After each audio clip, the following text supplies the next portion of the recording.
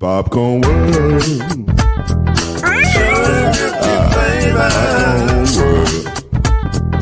Popcorn World. Yeah.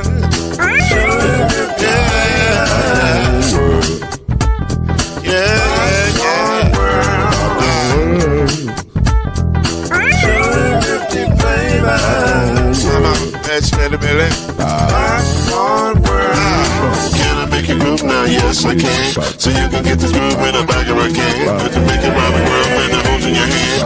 Popcorn World. 250 flavors gonna make you smile. 250 flavors gonna make you smile.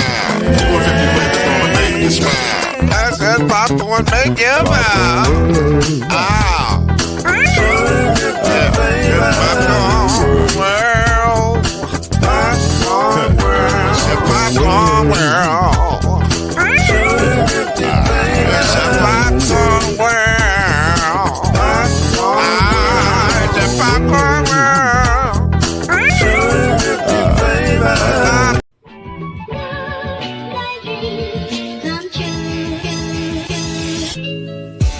Now it's time for Believe in the ACC with our starting lineup. From Florida State, number 17, Charlie Ward. From Morehead State University, number 50, Lloyd Span. And from Murray State University, number 2, Kendrick Haskett. Get ready for the best sports show about the ACC in all the land. Believe in the ACC starts now.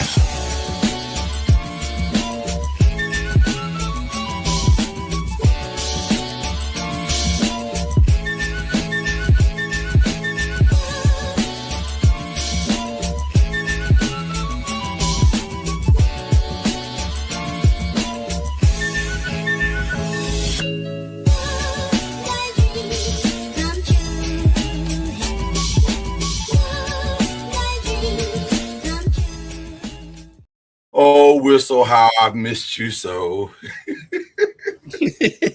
What's going on, people? We are glad to be here with you on Oscar nomination day, which we will get into later. One of my favorite days of the year, being that I am a screenwriter. You know, that's every screenwriter's or actor's dream, is to hear your name called on this day. So we'll get into that. If you're not a film writer, then you don't really care about what this day is. In fact, this is just Thursday. That's all it is. It's just Thursday. It's just Thursday. For a lot of people, this is just Thursday. So, matter of fact, I was this show years old when I learned that today was Oscar nomination day. There you go. So, and by the way, you are not alone. There are many that have no idea what this day means or represents. They are clueless as to what this day actually means to a lot of people. So anyway, think of the bucket hat. Listen, man, I'm trying to bring. I decided last year, your thing is shirts. I can't compete. That's not gonna happen. I decided Kendrick is the king of the shirts. So I decided I'm going to be the king of the hats. I'm going to bring this hat game in ways that you never thought it was possible. I'm a combinations situation. So we both got a thing. I love the championship hat, or championship shirt. That you look good, sir. I ain't gonna even hold you. So we got. This is what we do. We bring flavor to the situation. I love my bucket hats. And in the summer, I got a bucket hat on every day when I'm outside. So I love. Oh yeah, you gotta have a few bucket hats. You gotta protect all this. Listen, we got domes, people. We got domes. When you have domes, not heads, domes. We got domes. So we gotta you gotta protect said dome. Protect the dome. PTD. Different from GTD. So, but listen, we're here. Got a lot to talk about. Got to give it up for our guy. I don't know if he's going to make it today because he's very, very big. Listen, when you're on a 4-game winning streak, you're busy. You're busy. They talking about him in these streets. Hey, you hear about Charlie Ward? He out here. They winning. Got a chance to see our guy this past Saturday while you were in Miami. I was right here in the PB and wearing FAMU gear in a very hostile environment. And hostile is an understatement. I was very shocked at how PB represented itself on Saturday. I was like, yo, y'all got to calm down. Like, it's a basketball game. It's right. Not that stupid. But needless to say, Charlie brought his guys in under very difficult conditions and got the victory. So you got to give him credit for that. That's pretty incredible. Let's props to Coach Junior and the Rattlers. And the Rattlers. Also, want to give some shout out to our guy, Reggie Swinton, who did a little hookup thing for Charlie. We won't go into the details, but he had Charlie's back. Cowboy legend, Reggie Swinton. So Murray State legend. Murray State. We'll give Murray State some love here, you know. But yeah, hook that up and shout out the guy Reggie Love from UALR. So it was a combination type thing, but they worked it all out. So anyway, great weekend for both of us. You were in Miami, man. You saw it go down. Talk to me, man. What was it like? Take me there. Take me through there. Take me through there. I'll take you there. It was it was cold for Miami, to be honest with you. That's what everybody was saying. Game night. I mean, that game, because the way Miami Stadium's built, the stadium is beautiful to look at, but it's weird. It's like, listen, it looks weird because on the outside it looks like, whoa, this is impressive, and then on the inside you're like, whoa, this looks like the old 80s Cotton Bowl. Like, what is this? Basically, it's the old Miami Stadium or Joe Robbie, and you know they've changed the name on it 100 times. Right. They just put that canopy over it, but it's still the same stadium. Oh, it's the same stadium. Oh, yeah. Okay. And then you go in the press box, it's like going back in time. It's like, come on, Miami. But and so the auxiliary press box. I mean, there's not a press box in the world that can handle all that media. Right. The auxiliary, well, actually, the old Georgia Dome did have us all in there. But anyway, our seats were outside, which is fine. I actually kind of like being outside more than in the press box, because in the press box, people who don't know, you can't hear nothing. Right. You don't hear anything. You mean right. The crowd has to be really loud for you to hear it. For you to hear it, exactly. For you to get a feel. Being outside, you can feel the atmosphere of it a little bit more. Exactly. And Lloyd, you can relate to this. So the way that stadium is built, it's built out rather than up like all the modern stadiums. Out, when it's built out, there's not a bad seat like Freedom Hall. You know how Freedom Hall is built out instead of up like the Yum Center. Yeah. And so there's not even though we were towards the top of the stadium, it wasn't a bad seat. It was a great seat. Only thing that was hard is, so we were on the end of the IU end zone. And so if anything past 5 yards in that end zone, anything in the back of that end zone, you couldn't see what happened. But luckily all the touchdowns happened right there where you can see it, though. Right, worked out. Yeah. And so, you know, everybody knows what happened. We'll get to the game, but I'll get to some of the flavor of the stuff that, you know, most people don't get to see. Right. I mean, we're walking around, so, you know, we do our live shots, take you behind the curtain of television. We had a special at 5:30, and we have our iPads that have the rundown and all of our scripts in it. Well, it did not work. So the whole time? The whole time. And so we had to ad-lib the show and literally have the producer in our ear tell us what's the next story coming. Oh, wow. And so then former U of L great wide receiver Harry Douglas, who everybody knows from ESPN and That Boy Bad. Boy Bad. I covered Harry at U of L, so I know Harry pretty well. And so I saw him on the sideline. First, was just, hey, what's up? And then I noticed, I was like, oh, we don't have a rundown. he needs something to fill his time in case something else goes wrong. So I went up there and said, hey, can you come on with us real quick? And he's like, yeah, I gotta do something and I'll be over there. And so he lived up to his word. He came on the show. Our producers didn't know. I told him he might come on. We don't know exactly when. So when we brought him in, a producer was like, where'd that come from? But she rolled with it. And shout out to our producer, Sydney Harbin. She rolled with it. We got Harry on. And like, if you watch it on television, you couldn't tell that we was flying by the seat of our pants, truly. Right. So there was that. From 20 years of experience. And understanding that things will go wrong. So after the show, after we get done with everything, we just do a stroll around the stadium. And that's when we saw that shot you see of Stephen A. and Michael Irvin, looking like two little kids on the side. I'm standing right behind that. I was standing right there for that. Okay. So I saw that. And then during the show, Dusty's talking, and literally that's when Ed Reed walked in with that hat on. And so and I see it, and I just started laughing. He's talking because he looks so ridiculous with this hat on. So for those who don't know, Ed Reed had one of those big hats. Those giant hats. It's like a 10X hat. It's huge. Yeah. And he had it on like a mascot hat. Right, and he looked very happy. He looked like somebody had just bought him the greatest Christmas present ever. So he's just strolling around saying what's up to everybody. So we saw Ed Reed, Stephen A. and Michael Irvin. I did not see Tom Brady. I didn't know he was there until Kristen texted me. He's like, say hi to Tom Brady. He's like, I didn't even see him here. Yeah, Tom was in the stands, I guess, and he was taking in the sights, as we'll get into here in just a second.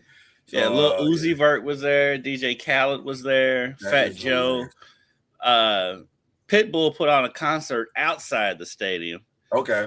And so during our show, they had it playing on the big screens, and you could hear it. But that's the other thing. The sound system in that stadium is not very good either. And so our media seats, they were right next to the Miami section. Yeah. But they were surprisingly... They were being fans, but they weren't like outrageous like Miami fans can be. They were straight. They were just like they had a good time. They were normal. They had a good time. Yeah. I could see President Trump from my seat.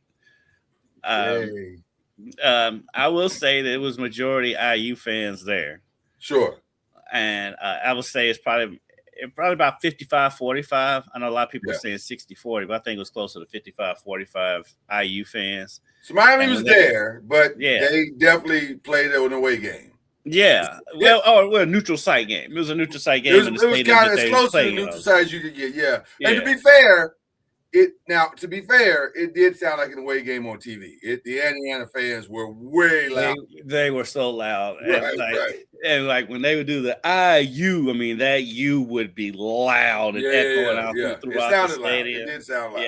Yeah. It was funny when they do the Hoosiers in the pros and the Hurricanes in the pros.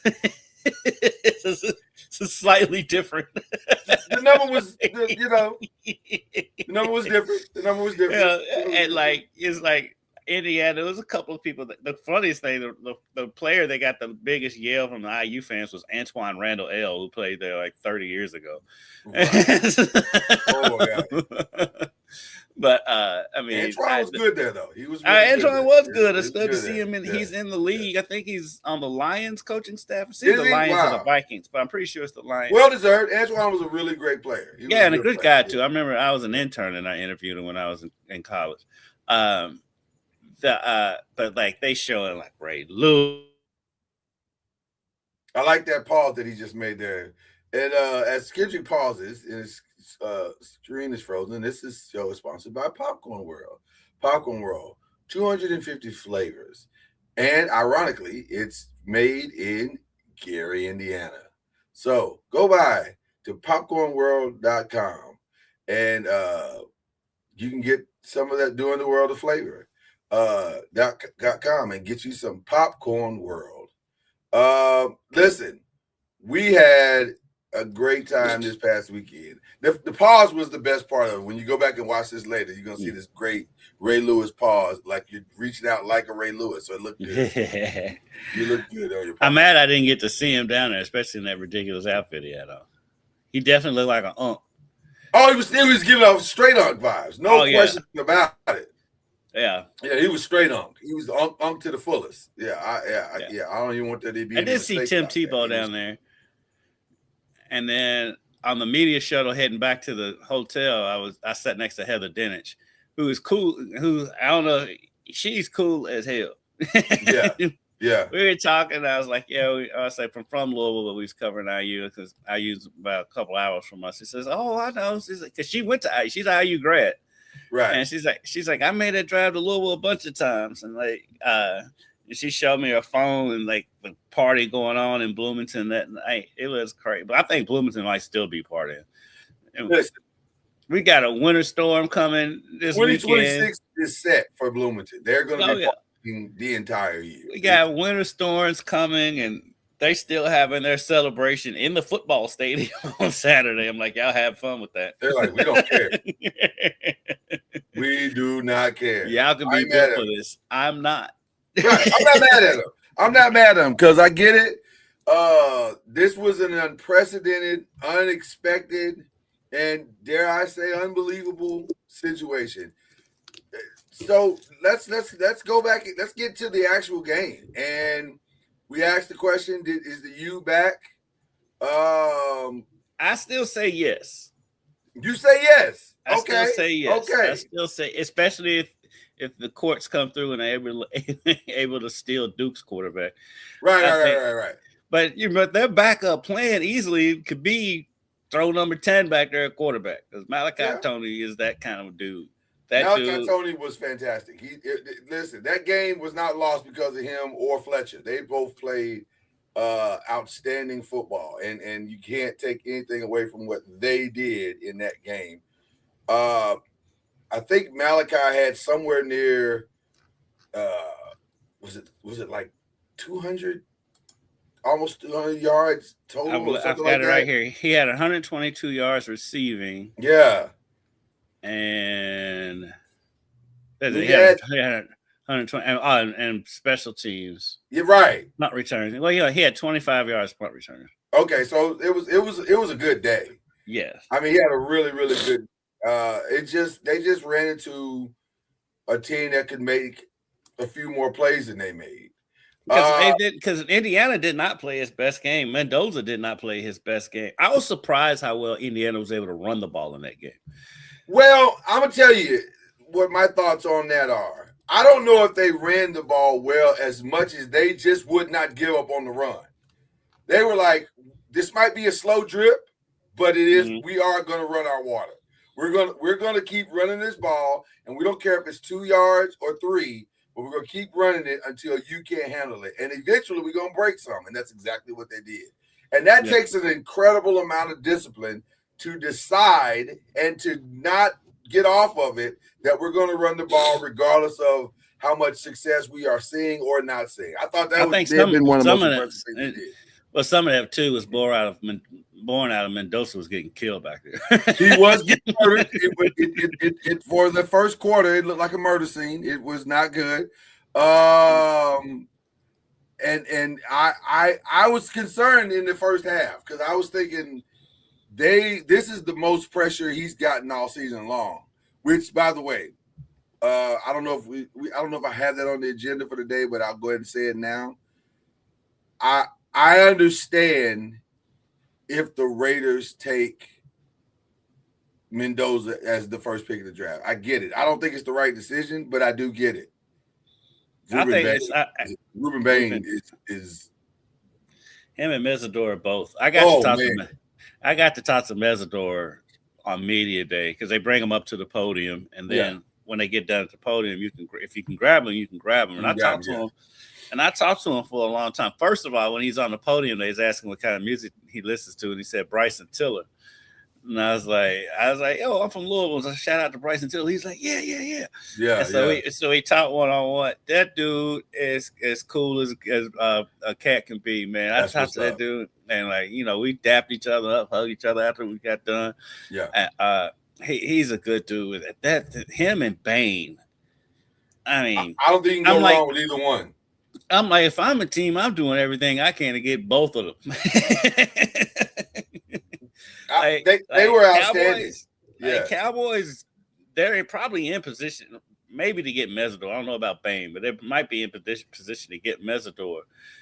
And dude, they are impressed. I mean, I use offensive lineman Coogan, who's probably going to be a top 5 pick himself. Right. He was like, this is the best defensive front I've ever seen. And he's like, we knew it coming in, but when you get out on the field and play against them, he was blown away by how good they were. When I watched them this past Monday, the thing that caught my attention first is how in the hell did Louisville beat them? They got the ball out fast. Yeah. Because I talked to Mesidor about that. I was like, Louisville's game plan against y'all was get the ball out fast. SMU was the same thing. I said, you expecting it against IU? And he was like, actually, no. He's like, they're not going to play the quick game against us. He's like, and we'll be able to get pressure. And he's like, we want to stop the run, which, like you said, they did for the most part. But when Indiana needed a big run, they got it. Yeah. But he is like, I don't expect them to play the quick game like that. And he was right. And so this team is, I mean, I've been impressed with Miami all year, and we laugh at them on this show because of their fans. Right. But I truly believe that was the number 1 and number 2 teams in the country playing on Monday night. I think the best 2 teams in the nation were on that field, and I think they thank God again to the CFP because they got that right. Because the ACC messed it up. Right, when the ACC couldn't get it right. So the ACC was saved from itself.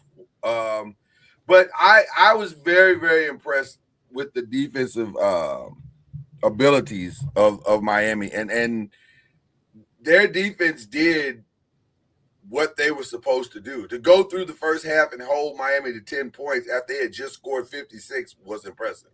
Like that's exactly what you're hoping would happen. So yeah, you're down 10-0, but it's 10 points. It's not like it's 20 points or 30 points. It's you're right there.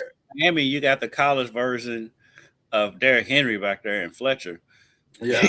and the college version of Tyreek Hill. So you got a lot of good pieces to make a run, which is what they essentially did coming into the second half.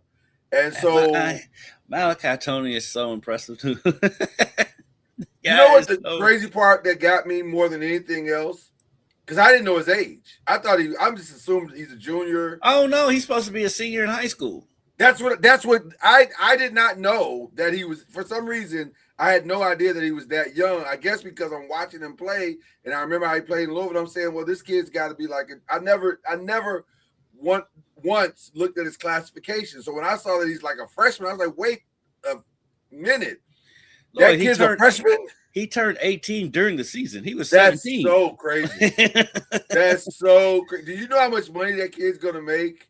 That kid is easily going to be the number 1 pick in the draft. Well, he's going to be a Heisman. I think he's going to be a Heisman front runner coming into the season next year. If he's not, somebody's doing something wrong. Well, the only way he's not is if Ty Simpson comes back. They'll put it because it's quarterback award, and so. But Malachi Tone, and then I also got a chance to talk to him, not one-on-one, but just on the podium.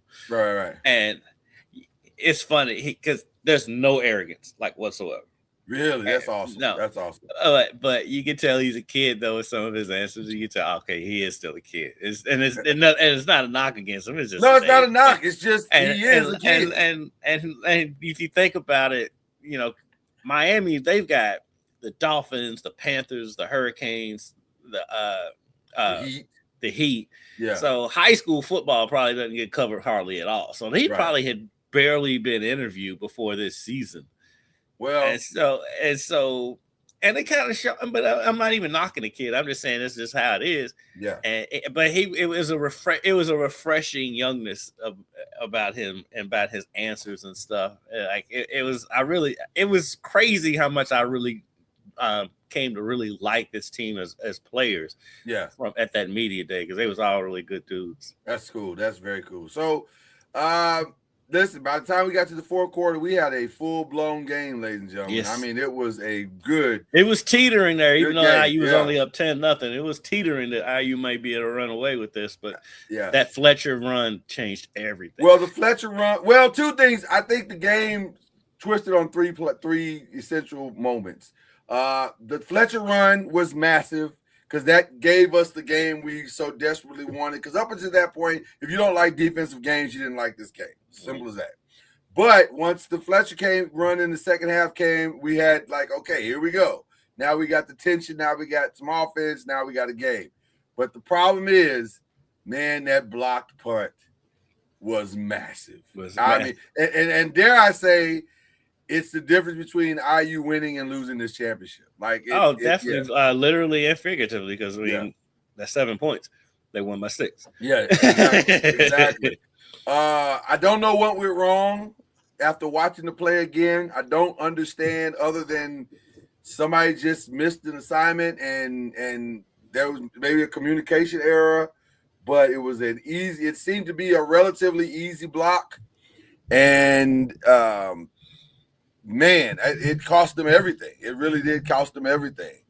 And that's why they say you win in all 3 phases. You win games in all 3 phases, not just the 2. So, because I'm telling you, before the Fletcher run, just walking back in the stadium from halftime, you could feel the momentum. Like Miami, I don't know what happened during halftime, but like coming out of the locker room, that Miami crowd, they were going crazy before the run. Yeah. Then the run happened, and they were going nuts in that stadium. And I say that block happened, and like that changed everything in that game. And then the Mendoza run, which before the signature Mendoza run, I wanted to say this: the best part of IU is their discipline. They don't blink and they don't flinch, regardless of what is happening on the other side of the field. And so the fact that they didn't fall apart after that Fletcher run and they stayed their game plan. They stayed the course. That to me was as impressive as anything else they did that day. I was like, wow, they're not shook by this. Most teams would have folded. And a lot of that's got to do with the maturity. I mean, they are an older team. Well, it's maturity, but also Shaq says it all the time. If the general don't blink or if the general ain't panic, the troops ain't gonna panic. And Signetti did not seem fazed by that whatsoever. So that was a big moment. But now let's go to the play of plays, the Mendoza decision, which, by the way, I don't know if you got a chance to even hear any of this, but it turns out that was an option RPO. He could have passed or ran that play. And initially, his initial thought was to try to throw it in. He said, I was going to throw it because I felt like I could make the throw. But then when I saw the lane, I was like, I'll just run it. And I was like, wow. Scott Van Pelt was like, are you serious? He's like, yes, I just decided in the moment to run it. I was like, oh. So you just decided in the moment. This is conflicting. It's kind of because Signetti did say it was a quarterback draw. So well, he said that, but I you know what? I wonder how much flexibility, because of his level of intelligence, because the kid is very, very smart. Yeah. And I wonder how much flexibility he had in that moment. And it feels like, I don't think the kid was lying. I just think that play was probably a little bit of everything. It was like, dude, go make a play however you make the play. Whatever you see, and go react and do that. So, and that's exactly what he took shot. I mean, he took 3 huge shots on that play too. Well, my favorite, it's not a meme, but it's like a video. There's a video out there, and it's like a reel of last year when he's in California and they played Miami. One of the kids that lit him up when he was in California and laid him out on the ground for a little bit. that same kid was in the play in this final play, and this time he got the best of the kid. And so it was a real now it aided with a block. Let's be very clear. It wasn't just that they met in the hole and he got the kid, knocked him down. No, he met in the hole with the kid, and also he was assisted by one of his own players knocking him down. So so it worked out kind of well, kind of nice. But the way that play unfolded, because it looked like he was only going to get the first down. Yeah. And then he somehow spins out of it. Yeah, the spin and stayed up on his feet and somehow got to the end zone, and that dive will live in infamy. Like, that was crazy that he did that. I didn't realize he was as tall as he is. He's a really tall guy. kid. He's a big dude. Yeah, he's a big dude. Yeah. And he's big. He's tall and he's a big guy. He's bigger than what you think he is, for sure. I mean, I can see why Tom Brady likes it, because if you look, he reminds you so much of Brady. Yeah. So much physically, he reminds you so much of Brady, and the accuracy. I mean, he did almost have one pick six, but other than that throw, his passes are so accurate. Yeah. And so and then he had some big runs in that game, the running back. Yeah. But then but shout out to Miami too, because they didn't flinch either, because that wasn't the end of the game. And so, because matter of fact, when IU settled for that field goal to go up 6, I was like, I think didn't feel like the right idea. Yeah, I was gonna say didn't feel like the right idea at the time, but at the same time, I can't even argue with Signetti saying my defense has played relatively well. I'm gonna trust them. It's weird to say that when you're essentially in an away game, even though you weren't in a real away game, but you kind of were, right? And Miami in that moment felt like, hey man, they could drive down. You got a Carson Beck who has the experience, who just did it in the last game. And now the only thing I was concerned about is that when Carson Beck came in for that last drive, you could kind of see the trepidation in his eyes a little bit. Like, you're like, I don't know if that's confidence or fear. I can't tell. But he made plays. He made plays on that drive, and then I wonder I still wonder if he was concussed on that late hit. Well, listen, because after the game he said his ears are ringing. Let me say this about the late hit. Interesting time to call that one, because there were a lot of late hits in this game. Like, I think Mendoza took at least 4, or at least it felt like he did. I was like, Jesus, there was one that was so obvious, and that's the one we had the bloody mouth. I was like, okay, what game are y'all watching? Because the kid threw the ball 10 minutes ago, and now the hit's coming. So so that was interesting to call that on that drive, but nevertheless, it was significant, and it helped tremendously to get them downfield. And it was a good call. It was a good call. It wasn't the wrong call. 100%. It was not the wrong call. That's not what we're alluding to at all here.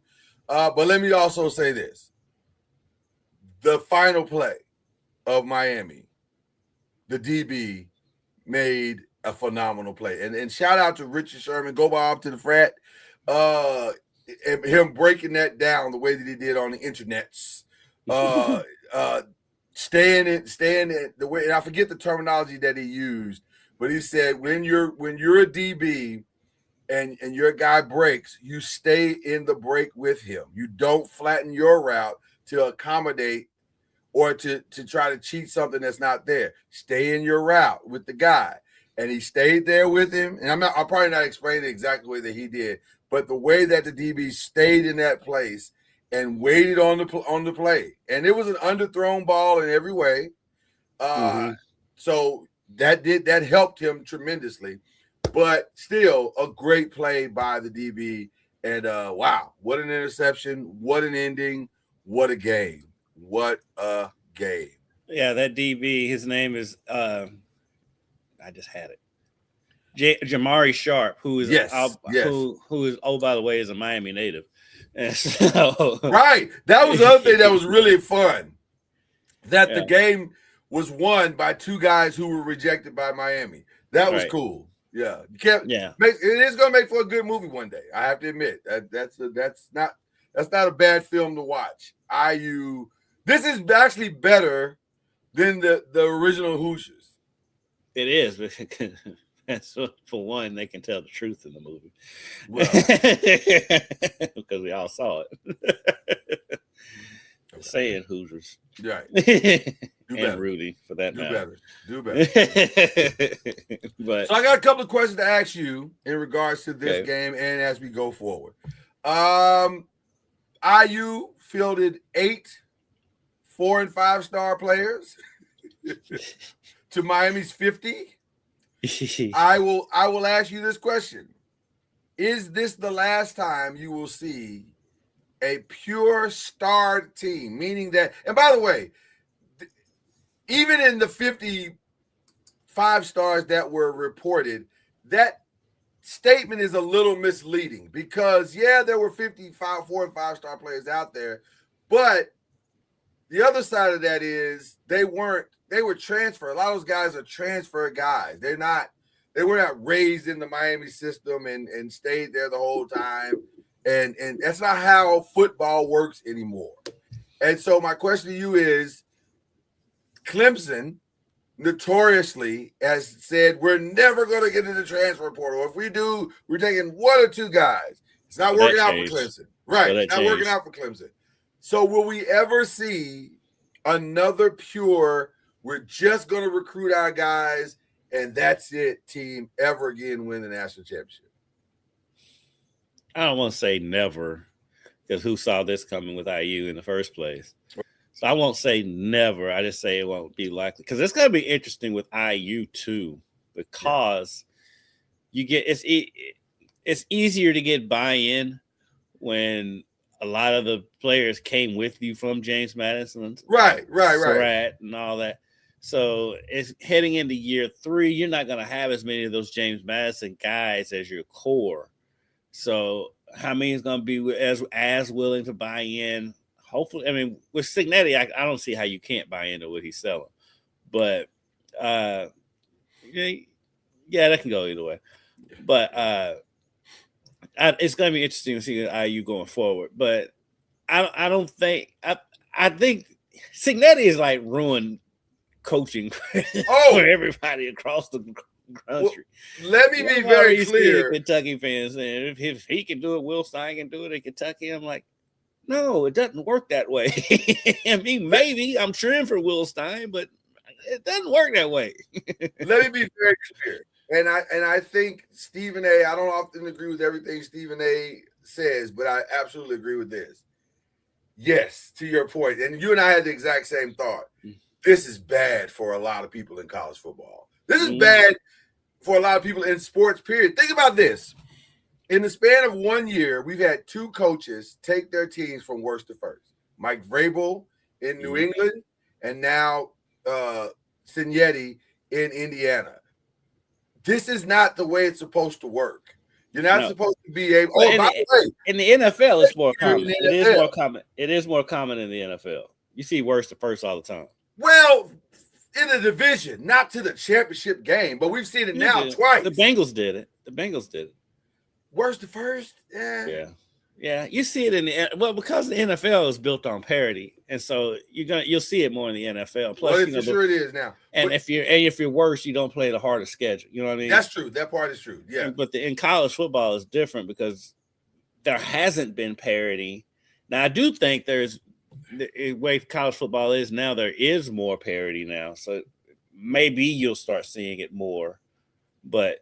Yeah, it's worst to first is not going to see all the time in college football. And to be honest with you, in the pros, maybe worst to first is not the right way to say it, because a worst today only means what? Like it's just you came up short. It's probably more that you came up short than you are really that bad, right? Because I mean, look at your team, because y'all we lost 7 games in the fourth quarter, and if you all win the division this year, it'll be considered worst to first.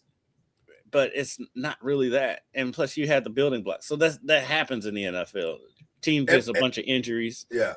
And they come back and win the division the next year. That and happens. By the way, similar to what happened to the Commanders this year, I can easily see the Chicago Bears regressing tremendously because they won 7 games in the fourth quarter and in the final minutes. So how sustainable is that? Same thing for the Kansas City Chiefs. went to the Super Bowl last year, completely out of completely out of the playoffs this year. Same reasoning we keep losing, close games. So, but Signetti has made it awful for a lot of teams. Let me tell you something. Kellen DeBoer is at home right now going, damn. Yeah, and you're gonna have presidents, school presidents, and everything looking at, why are we giving you all this money when he just did it with 8 4-star recruits? He didn't have a 5-star. He didn't have a 5-star at all. He just was out there with some dudes, and somehow he coached those dudes up to a place where they won a national championship. 16-0 is crazy.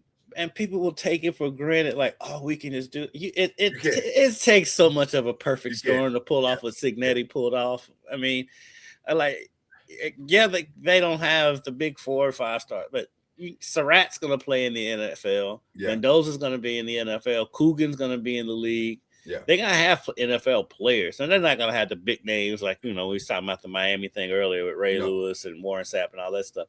But these are dudes that are going to play in the NFL. So it's not like they just did it with a ragtag bunch of misfits. And so, right. But it takes such a perfect storm, the perfect personalities to buy in, all that stuff. It was funny because we was at IU's practice on, what day was that? Saturday. Mm-hmm.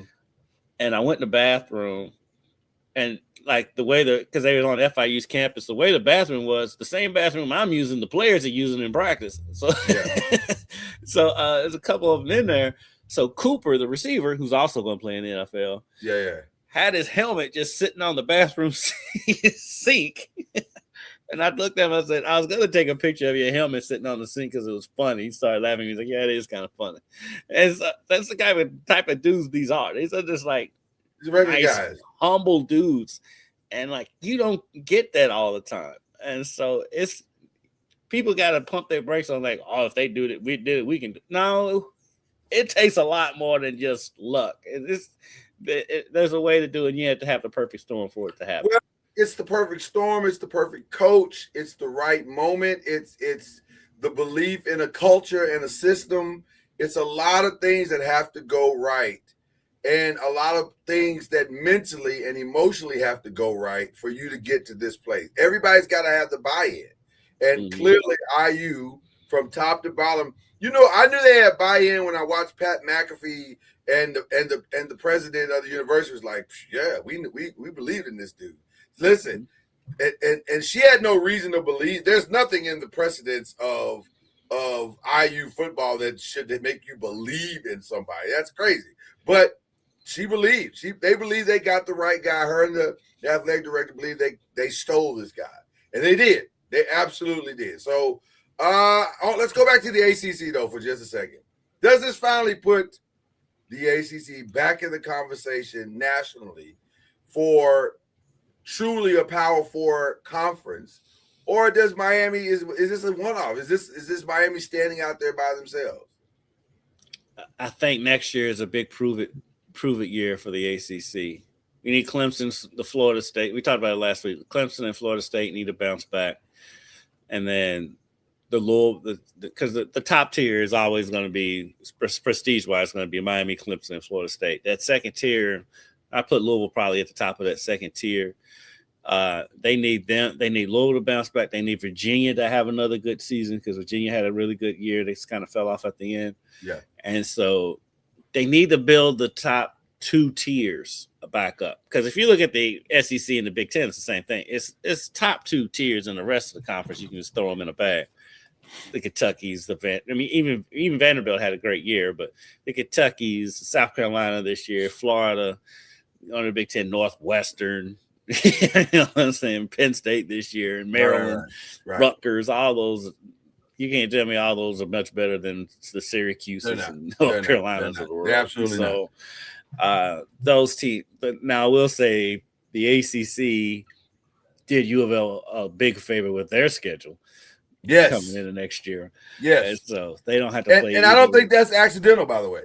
No, I don't either. They don't have to play either Clemson or Miami next year, and they get Florida State at home.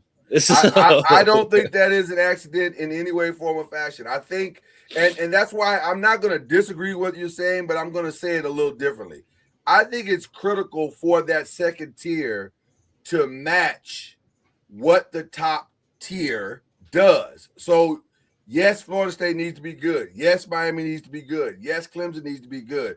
But also, Virginia Tech needs to come in being good. Virginia needs to be good. Louisville needs to be good. Because the more that second tier, because what it makes the SEC looks like it's the better conference is that not only was Alabama good, Georgia's good, Ole Miss is good, but Vanderbilt was really good. Texas was really good. They were right there. Both of those teams were right there. Texas A&M got in. So when there's at least 5 to 6 teams that are solidly in the top 25, right? Then it makes it look like everybody. This is a better conference than because I think here's what I really believe. I think the ACC, it's the Big Ten, the SEC, and the ACC. I don't think the Big 12 is as good as people think that it is. And so if the ACC can take the Big 12 spot consistently going forward, then now you got something to talk about on a national level. Now they can become a true player in this conversation. If they can keep getting to this game or getting close to this game, Final Four, and get more than one team. You know, next year, let a Clemson or Florida State or Louisville or Virginia Tech make a run towards it. That would be huge. Massive. And I got a question for you. Talk to me. I got a hypothetical for you. Okay. And we all know that Bobby Petrino is now the offensive coordinator in North Carolina. We do, which is crazy that he and Belichick are in the same building. And they play Louisville at North Carolina this year. What happens if Belichick gets picked up by one of these NFL teams? Bobby Petrino is the new head coach, and they know that. And he knows that. He knows that. He's not a fool. Let me tell you something about Bobby Petrino. He's no fool. No. He thought for sure he was going to get the Arkansas job. He thought for sure that's what was going to happen. The problem is that they were reminded by their donors of his reputation. Yes. And he's an evil genius. He's an evil genius. He is an evil genius because that's why he went to Carolina. And even if Belichick doesn't go this year, he's banking on Belichick's going to leave eventually.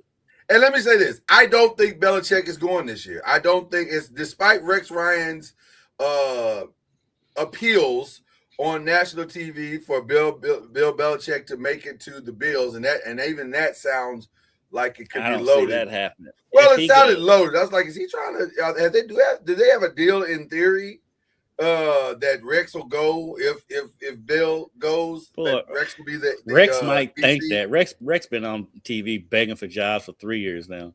Listen, quietly Rex called my guy and was like, "Hey, what's going on?" Who? John Harbaugh. Yeah, his name got mentioned in the media, and so one thing we both know: when your name gets mentioned in the media, it's not for nothing. Right. Somebody has probably put you in a room somewhere and had that conversation, which is fine. But I don't think he'll get it. I don't think John's going to do that. I don't think Bill's going to get the opportunity. It feels like, and we'll get into. This is relevant to everything you're saying, because I do think. If Bill goes, Bobby Petrino is the insurance policy for North Carolina.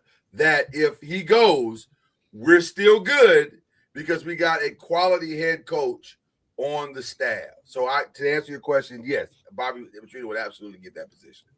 At least temporarily. I do think if there's a chance for Bill to go, it would be Cleveland. You think it's Cleveland, going back to Cleveland? Yeah, because for one, he has history there, of course. Yes, history. Two, yeah. I don't think anybody else wants to touch him. I don't think Brady's not going. No. No. Brady's not going. Even though I don't know, Brady's vindictive enough to be like, oh, you know what? You work for I'm me your now. boss now. Right, you work for me now. I'm the captain now. Look at me, Bill. Look at me. You and your girlfriend. I'm the captain. I think the Browns. To me, the Browns make the most sense. Well, but still a long shot. Though. I don't think it's I think it's a long shot because You know what? I say that, and I don't know. I don't know what the Browns are doing. I have no idea. Yeah, that's also the caveat you got to throw in there. It's the Browns. It's the Browns. They can do anything. It's crazy over there. Yes, because you got to throw in. You always have to throw in the bad team factor. Yes. When it comes to all bad team, bad owner. Yes. The Browns. Anything dumb. The Browns, the Jets, the Raiders. They're absolutely here for the dub. I want to bring something else up to you because I think this is important. Switching gears just a little bit here in college sports, because technically the deadline for this decision is today. They moved it to the 23rd, but there is I guess an off chance. I'm sorry, tomorrow. I said today, but it's tomorrow. That there could be a vote where the college football playoff goes from 12 to 16 to 24. Now, just to reiterate for those who are not familiar with this story, the way it would work is that they'd go to 16 next year and for 27 and for 28. And then in 28 going into 29, you'd have 24 going forward, and hopefully that would be the end of it all. But there is resistance from the SEC to the 24. The SEC wants to stop at 16. The Big Ten wants to stop at 24 because of the thing that's hanging everything up is the automatic qualifiers. And it feels like the SEC is trying to basically lock in 8 of the 24 spots and then give Big Ten the other 8, and then everybody else has to scramble for the last 8. Which is what it sounds like everybody's doing, what they're doing. It's such BS. The only only thing that could come out of going to 24 is they'll have to start the season earlier, so we'll get college football earlier. And the portal will move much smoother because everything will probably be done by the New Year's Eve at that point, or at least 1 week after. And so now the rest of the January could be done with the portal. You could open it up. Well, I don't know, because even next year, the national championship game next year is a week later than it was this year. So that's what I'm saying. That's why I think the 16 could be good, because at some point you're going to have to. They have to start the season earlier. You're going to have to start the season earlier and end it earlier. Like, you can't keep pushing into. First of all, the NFL and these networks aren't going to allow you to keep pushing it in early because you're messing with the other money. And the NFL money is much, I was going to say it's much bigger, but it's probably about the same. It's still bigger, but I think because you'll push into, in Christmas. Yeah, you're starting to push into Christmas games. And like NFL is already trying to take that over. Yeah. I think they still won the ratings battle, even though the NBA games were far better than the NFL games. They were really good this year. The NBA and they scheduled it better too. Yeah, they did a good job. But then, like, if you get when Christmas falls on the weekend, you're gonna have all 3 of them. Yeah, and that's crazy. That's to me is bananas. Crazy. Yeah, that's a nightmare too if your team is playing. And so if you go to 24, does that just get rid of the bowls altogether? Because when are they gonna play? Well, listen. Are they going to start? They'll have to include more of those bowls. Now, I'm a big fan of including the Pop-Tart Bowl in the playoffs. I'm all for it. Why you love the Pop-Tart Bowl? Who doesn't love the Pop-Tart Bowl? Who doesn't love Pop-Tarts? It would be fantastic to see that as part of the playoff and that stadium in Orlando. If you've been there, Listen, we had a good time in Orlando. I'm not going to hold you. We had a good time. Yeah. Orlando's a good stadium. But that stadium, good stadium. Stadium's not great. It's been time. It's twice I've had to jump the fence to get out of that stadium because they close it so damn early. In Orlando. Right. Stadium's not great. I'll admit that. Literally, I've had to hop the fence to get out of the stadium. I agree. Stadium's not great, and it's a little confusing. Like, it's like, where am I supposed to? Like, they don't. There's this large field area around the stadium, and it's there's a lot of barbed wire. You're listen, and greatly selling large. Like it's you could almost put another stadium or another field on at least a practice field there, right in that space. Yeah. And then there's always the ballroom dancing convention that's going on in the same hotel as the media hotel, which I actually enjoy. It's fun to see that. That part's fun. That part's a good time. That part's a good time. And we make fun of it, but actually, because I think it's there's at least 4 bowls that are played in that stadium. Yes. And the setup for it, for our needs, is perfect because all the pregame stuff, the parades and all that stuff that they do is right across. We can walk to everything. It's so that part is good. That part's great. That part's great. Yeah. Y'all can stay open past midnight. Yeah, but it's going to be interesting to see what they do. But the decision will come here in the next 48 hours.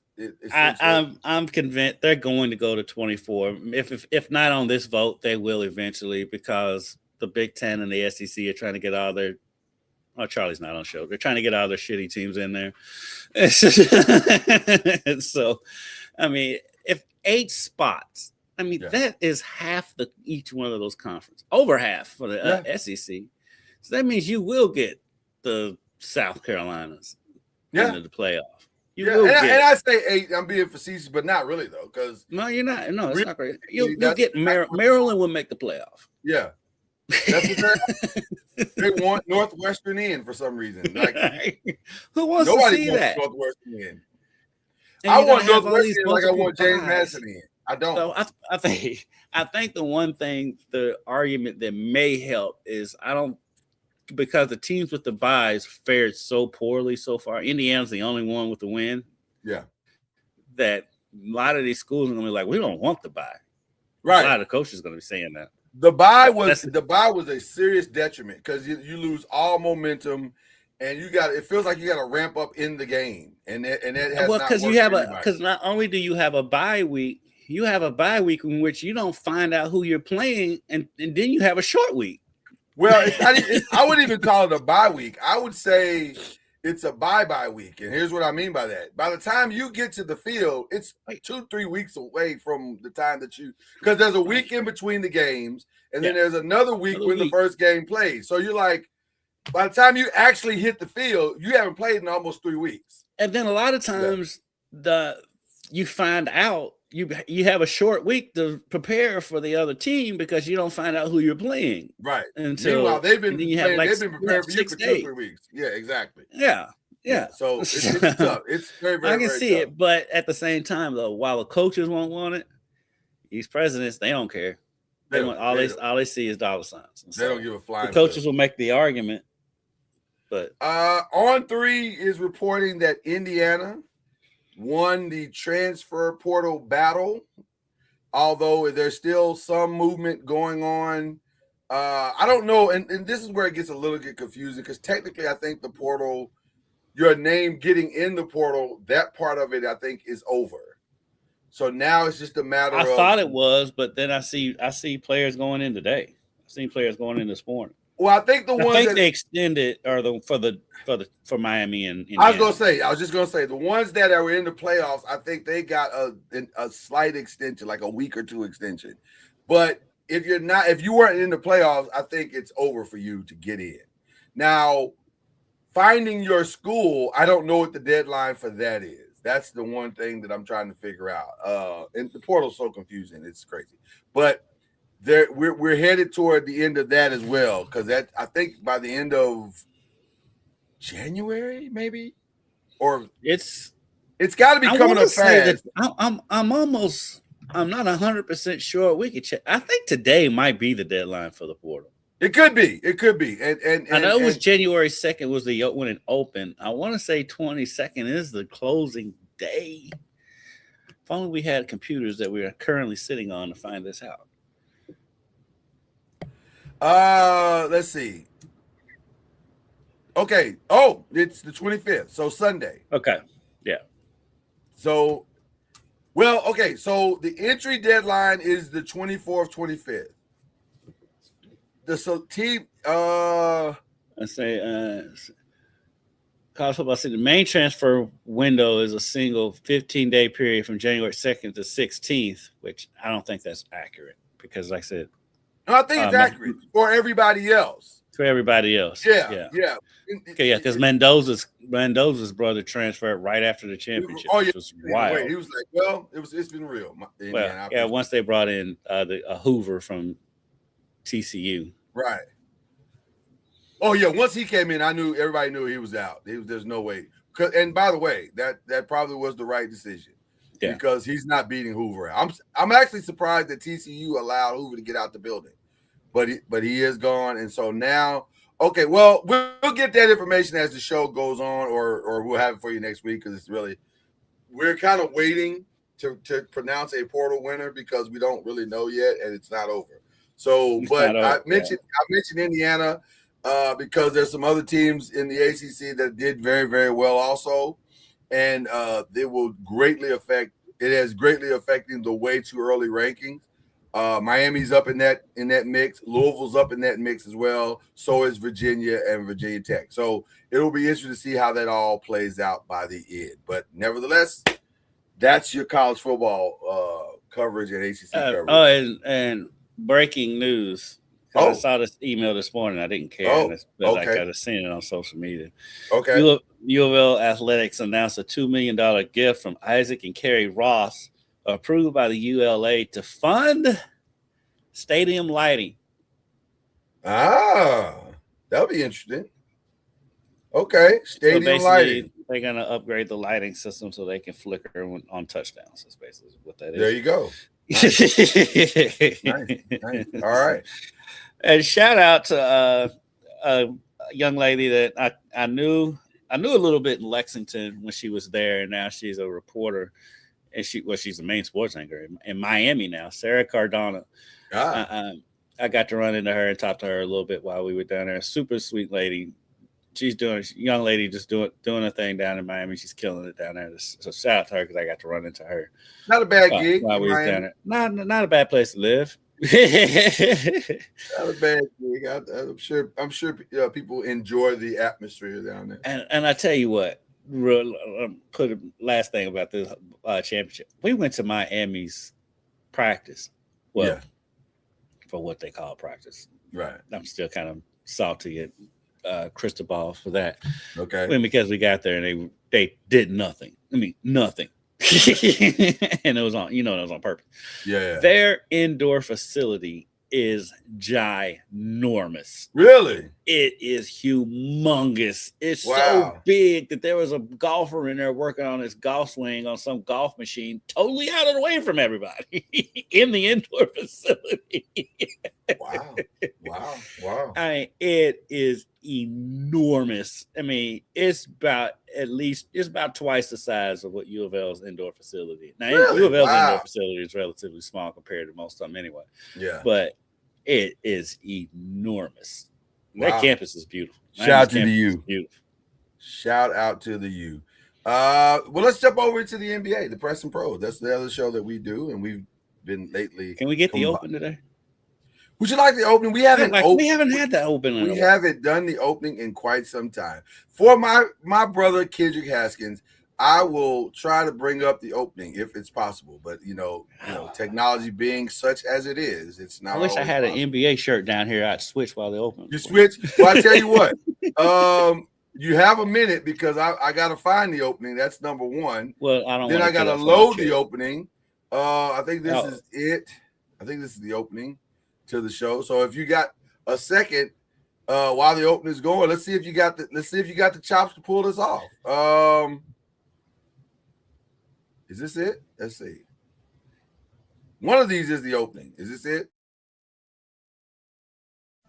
Scoop, and y'all, we got it. Scoop, and y'all, we got it. Scoop, and y'all, we got it. Scoop, and y'all, we got it. And y'all, we got it. Scoop, and y'all, we got it.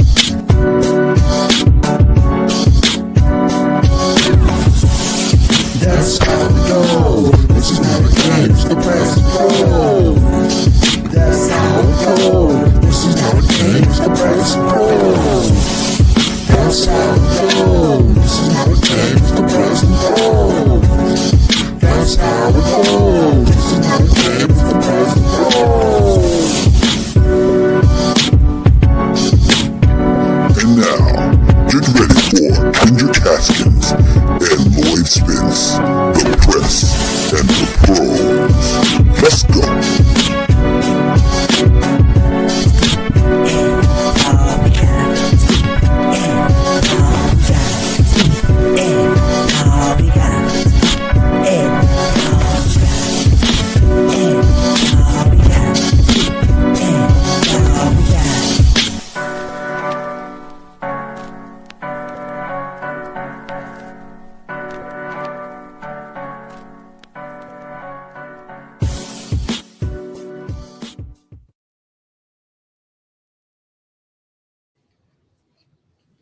Yeah.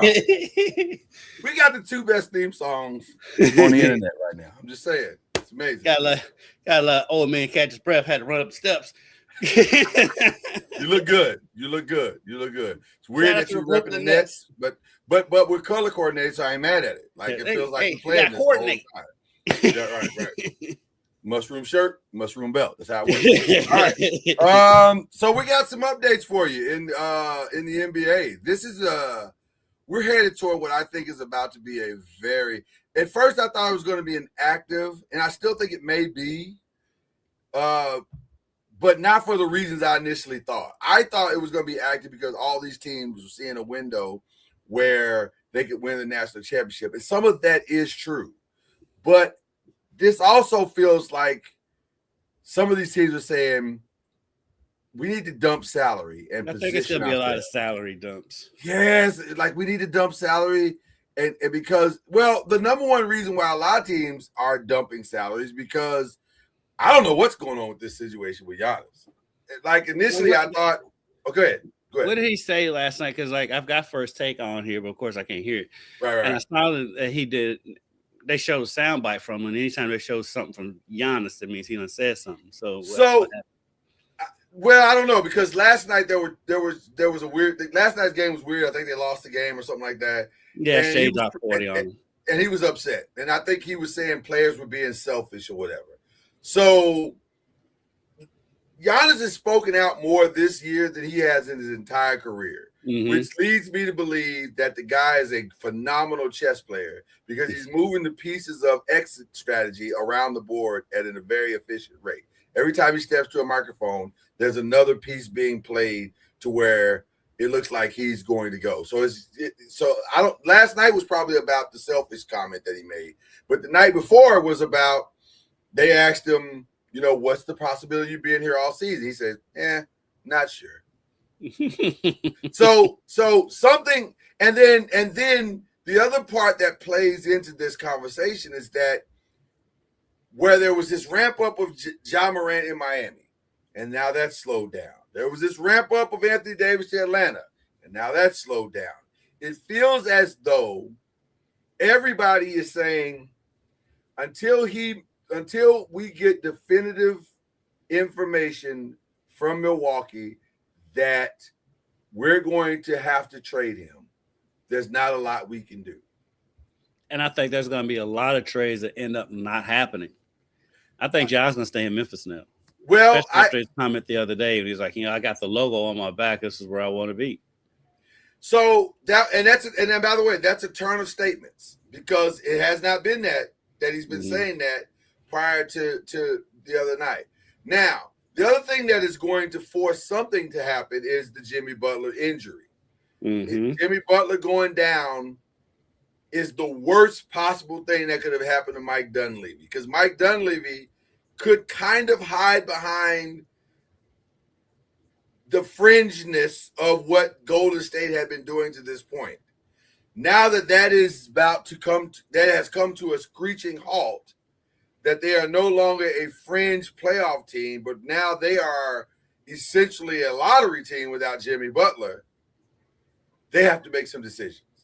They have to decide what they're going to do. I did see a possible Kuminga for DeMar DeRozan. Well, I tell you what, let's get into it in a little game I like to call Pack Your Bags. Some people are going to have to pack their bags, and we could actually start with Jonathan Kuminga if you like, because we're already here. And like Golden State management, when he demanded the trade, it's like, shut up, like Kevin Hart. Listen, I'll be honest with you. A little respect for that kid. When Jonathan Kuminga demanded a trade, that could be the most delusional demand in the history of the NBA. Like, fam, you are in no position to demand anything. Like, right. Have several seats. Like, it ain't no. Stop. And like, shut up. and here's the two things that could be true. Mike Dunleavy said, when there's a demand, when you demand something, there should be a demand for you. That is true. But also, you have done as much to destroy that demand as humanly possible. You and Steve Kerr have killed whatever the man could have been there because you don't play him and you don't respect him. So and like, but it's crazy because his teammates do, because I've seen Draymond Green rave about him and see Steph say some things about him, and it's like the whole situation is weird. The situation is super weird. It is. They seem to love him. I guess shout out to the Warriors for not letting anything get out, reasons why it's still so confusing about what's going on behind the scenes. But it's the strangest situation, because when he's played, when he finally got in during the playoffs last year, he played well. When he's played, he plays well. The teammates love him. Yeah. But they don't play him. He doesn't get consistent playing time. I think part of that too is because his game and Jimmy Butler is the same game. Right. See, Major? Free Kuminga. I don't get it. I don't understand it, especially when Golden State's struggling like they are. They have a really good player on their team. He could be a quality third or fourth option on the team when you have Steph. Right. And because right now, even with Jimmy Butler, how is he not the third option? Who else? Podziemski, no disrespect to Podziemski, but come on. Right. Kuminga's a better player than that. So I don't understand this Kuminga situation. It's the weirdest thing I've seen. Yeah, I don't get it either. But also I kind of get it. And here's what I mean by that. I see a kid who, for whatever reasons, if you want to blame the administration and management and the coaching staff that they're stunting his growth, then I can get on board with that. But if you want to say to me, for a kid who's that talented, he should be further along, I can get on board with that. Like, I think it's a combination of it all. And unfortunately, I think maybe all of it is true, which is why it's so difficult to assess what he is. Now, ironically, one of the teams that's saying, well, we might take a fly at him is the Lakers. But I don't understand that, because don't you already have like 3 Kumingas? The Lakers. If you're the Lakers, don't you have 3 Kumingas in Vanderbilt, in Rui, in Connect? Right. You got 3 guys that are playing under potential right now. You don't need a 4th. So the Lakers in roster construction have not been hand in hand in a while. Well, which brings us to that conversation. Because, yes, that is a team that needs to do something. That is a team that has a massive Austin Reeves problem. But also, other than big moves, do you trust, I ask you this question, do you trust Rob Pelinka to make roster moves? Anthony Davis is of the world, good at that.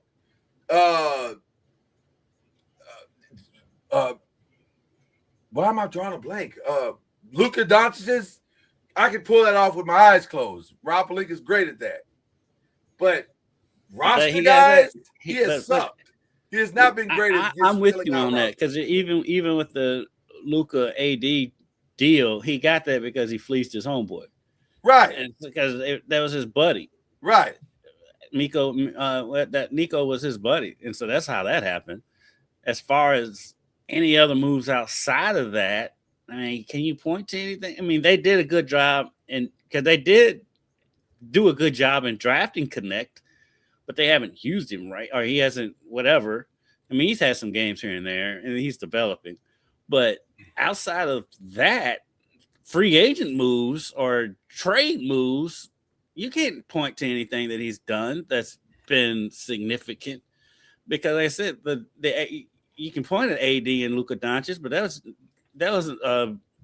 the equivalent of Danny Ainge giving Kevin McHale, Kevin Garnett, and Paul Pierce. That's not that hard. Not Paul Pierce. Who was it? He basically gave the Celtics Kevin Garnett for a bag of donuts. And so you can't. I don't give him really credit for that. So outside of that, he has not proven that he can construct a roster. Because if you look at their roster outside of what's LeBron and Luka, and I guess you can give him credit for Austin Reeves a little bit, but the roster construction is not great. He has not been able to build a sustainable roster around either player. I just looked over and saw Stephen A. Smith. His face he's making just now, and I just had to laugh. Yeah. Well, listen, it happens a lot. More times than we care to admit. He's making this face. I mean, I'm sure it's justified in today's the stuff that's going on. Well, there's some weird stuff going on. Ryan Clark's talking, so I can see why. Yeah.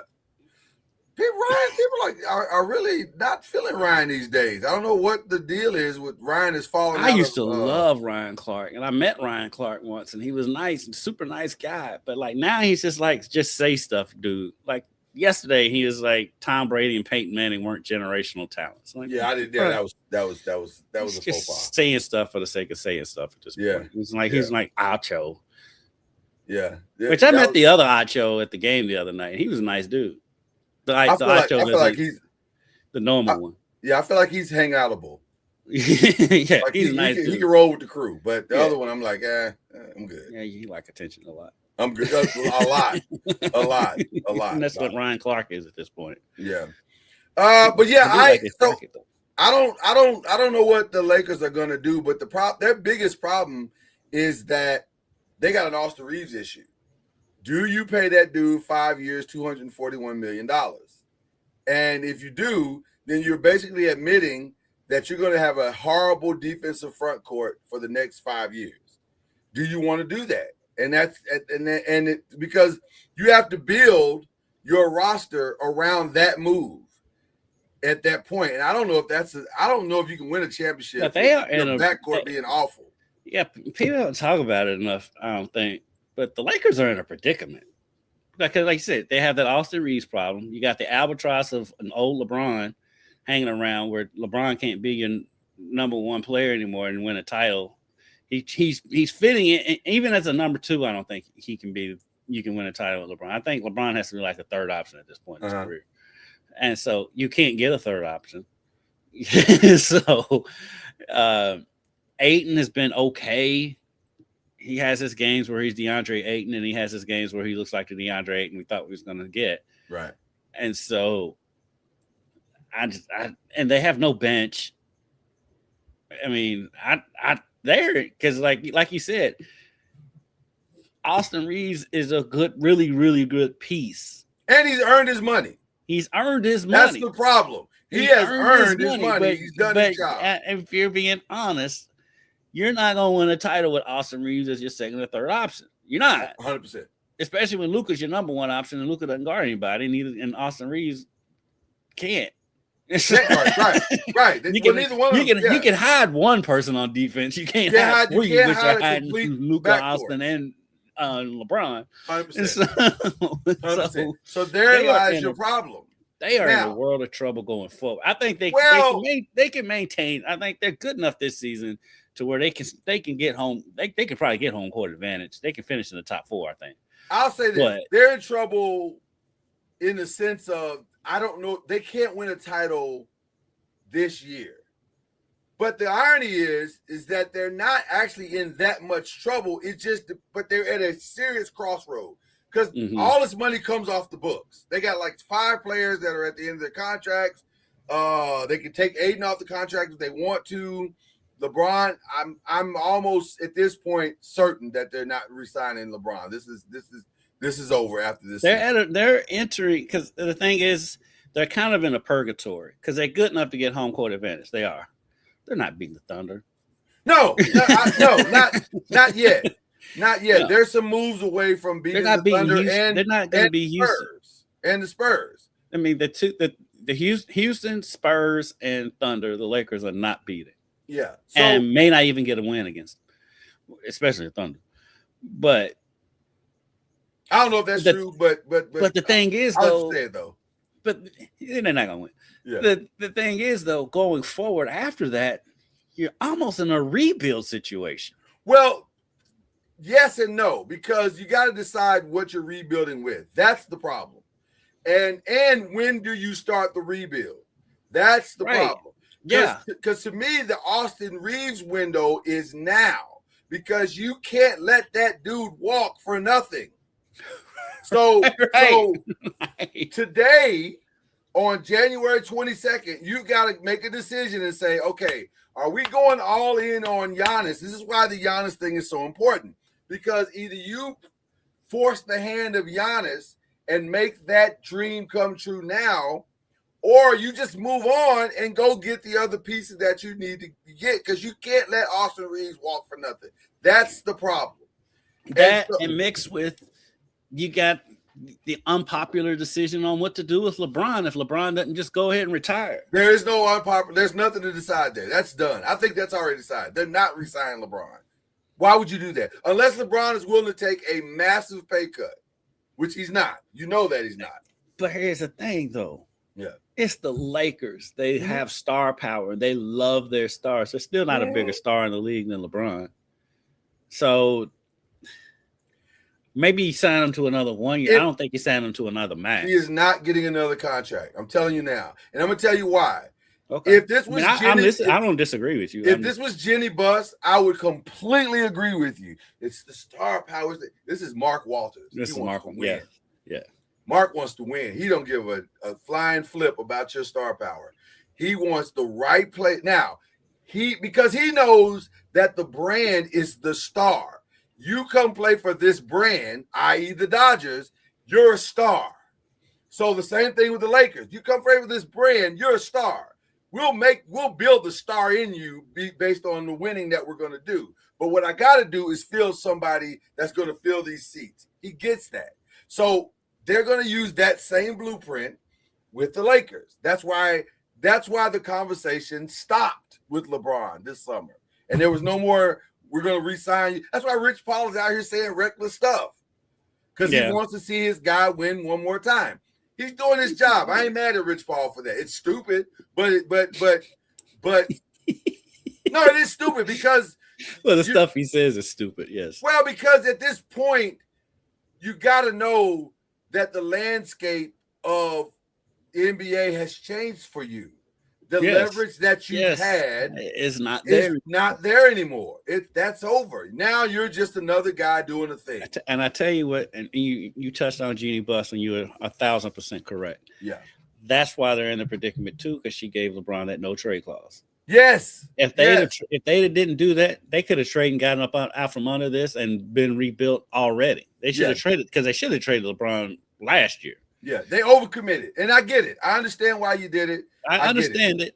Your dad did it. I got it. And like you said, that was Jeannie. If it's this dude now, Mark is not interested in none of that. Doesn't happen. Mark is not interested in none of that. And that's why Laker fans are excited, because we're finally going to get to see a franchise ran with modern philosophies, like real modern philosophies. So I think they're in rebuild mode. And by the way, vis-a-vis, this could be Rob Pelinka's last season. And him and LeBron are they could leave together. They could be leaving together. It would not surprise me if Rob Pelinka is let go and Mark gets his guy in that seat. And I don't want this to be just a crap on LeBron show, because it's not that. It's not that. It's just everybody comes to the end of the road. Yeah, I mean, and we're at the end of the road. He serves. Yeah, LeBron can still go out there and get you 25, 8, and 6 on a given night, a few games. He probably can still average 20, 27, and 4, whatever. But that's not the question. No. The question is, can you win a title? Nobody outside of LeBron's fans, nobody believes LeBron's gonna win another title unless he's on the bench somewhere. Right. Can you win a title as he's your number 1 or 2? Which to me, that answer is no. And then also they've missed the playoffs with him as the number 1 or 2 the last 2 seasons. Right. And then also, how long do you want that culture to permeate throughout your locker room? That's the other part. And that's an important part, because I'm going to tell you something as a Laker fan, and I'll look right down the barrel of the camera. There's a reason why LeBron is one of the greatest players of all time, but not by Laker fans considered one of the greatest Lakers of all time. There's a reason for that. because his attitude about missing the All-Star, not being an All-Star starter this year and last year, has been. I'm like, this is when people talk about why is Mike greater than LeBron. It has nothing to do with. I mean, yes, it's always going to be 6-0. Right. It's not just that. It's little stuff like that. Yeah. The way Jordan didn't want to start in his last All-Star game, and here's LeBron pouting 2 years in a row. Right. that stuff plays into the conversation. Which, by the way, the truth of it is that LeBron does not, with all due respect to him, does not deserve to start unless you're going to announce a retirement. You haven't played half the. You haven't played. You've already missed too many games from being in any awards. So why should you? That's what I'm saying. Why that doesn't make sense, LeBron. Unless you're retiring. Now, if you're announcing your retirement, I'll stall you out. You've earned the right to retire. To start at that point. Just as this is why you know LeBron. This is why you know LeBron doesn't expect to retire this season, because LeBron's going to want the Kareem treatment around the Kobe, league. Yeah, Kareem, the tour. Yeah. So he's going to announce his retirement in the summer before the season starts because he wants the tour. Well, I don't know where he's going to play though. That's the only thing. And again, I just don't think it's going to be the Lakers. I could be wrong. I don't think I've got a feeling he's going to end up finishing his career in Cleveland. Which, by the way, is not bad for them. It's not bad if he's. It depends on his respect level for Donovan Mitchell at the end of the day. I would think at this stage in his career, well, let me say it differently. Jesus. Because I know what you say. You said differently. I would hope at this stage of his career, he understands, but it's hard for these guys, man. So it's hard. They don't know how to get off the stage. So many coaches have said the hardest player to coach is a former star. Let me say something. They don't realize they're not stars anymore. It was like with Carmelo. It's like that with AI at the end of his career.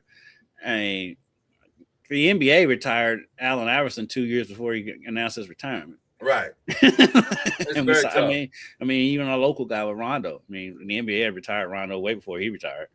It's hard for them to realize that they're not the man anymore, and I understand it, and and I totally get it. I get it. So now let me give everybody the hot take that you've been waiting for, because here's what I see as a Laker fan. Their biggest conundrum with this entire situation is that if approached by Milwaukee and they say Giannis wants to be a Laker, you have to do the deal. Because it's Giannis. You have to do it. But can I be honest with you? That's not the best deal out there for the Lakers. That's not even the ideal player to play besides Luka. Please do tell. The ideal player to play by Luka, and this is where the dominoes would have to fall. I got a feeling I know where you're going, but I want you to say it's Jaren Jackson. Jaren Jackson. I knew that's where you were going. It's Jaren Jackson. You hinted at that last week. Because he doesn't need the ball. He doesn't need the ball. There's no ego, and he's going to still give you 25 and 15.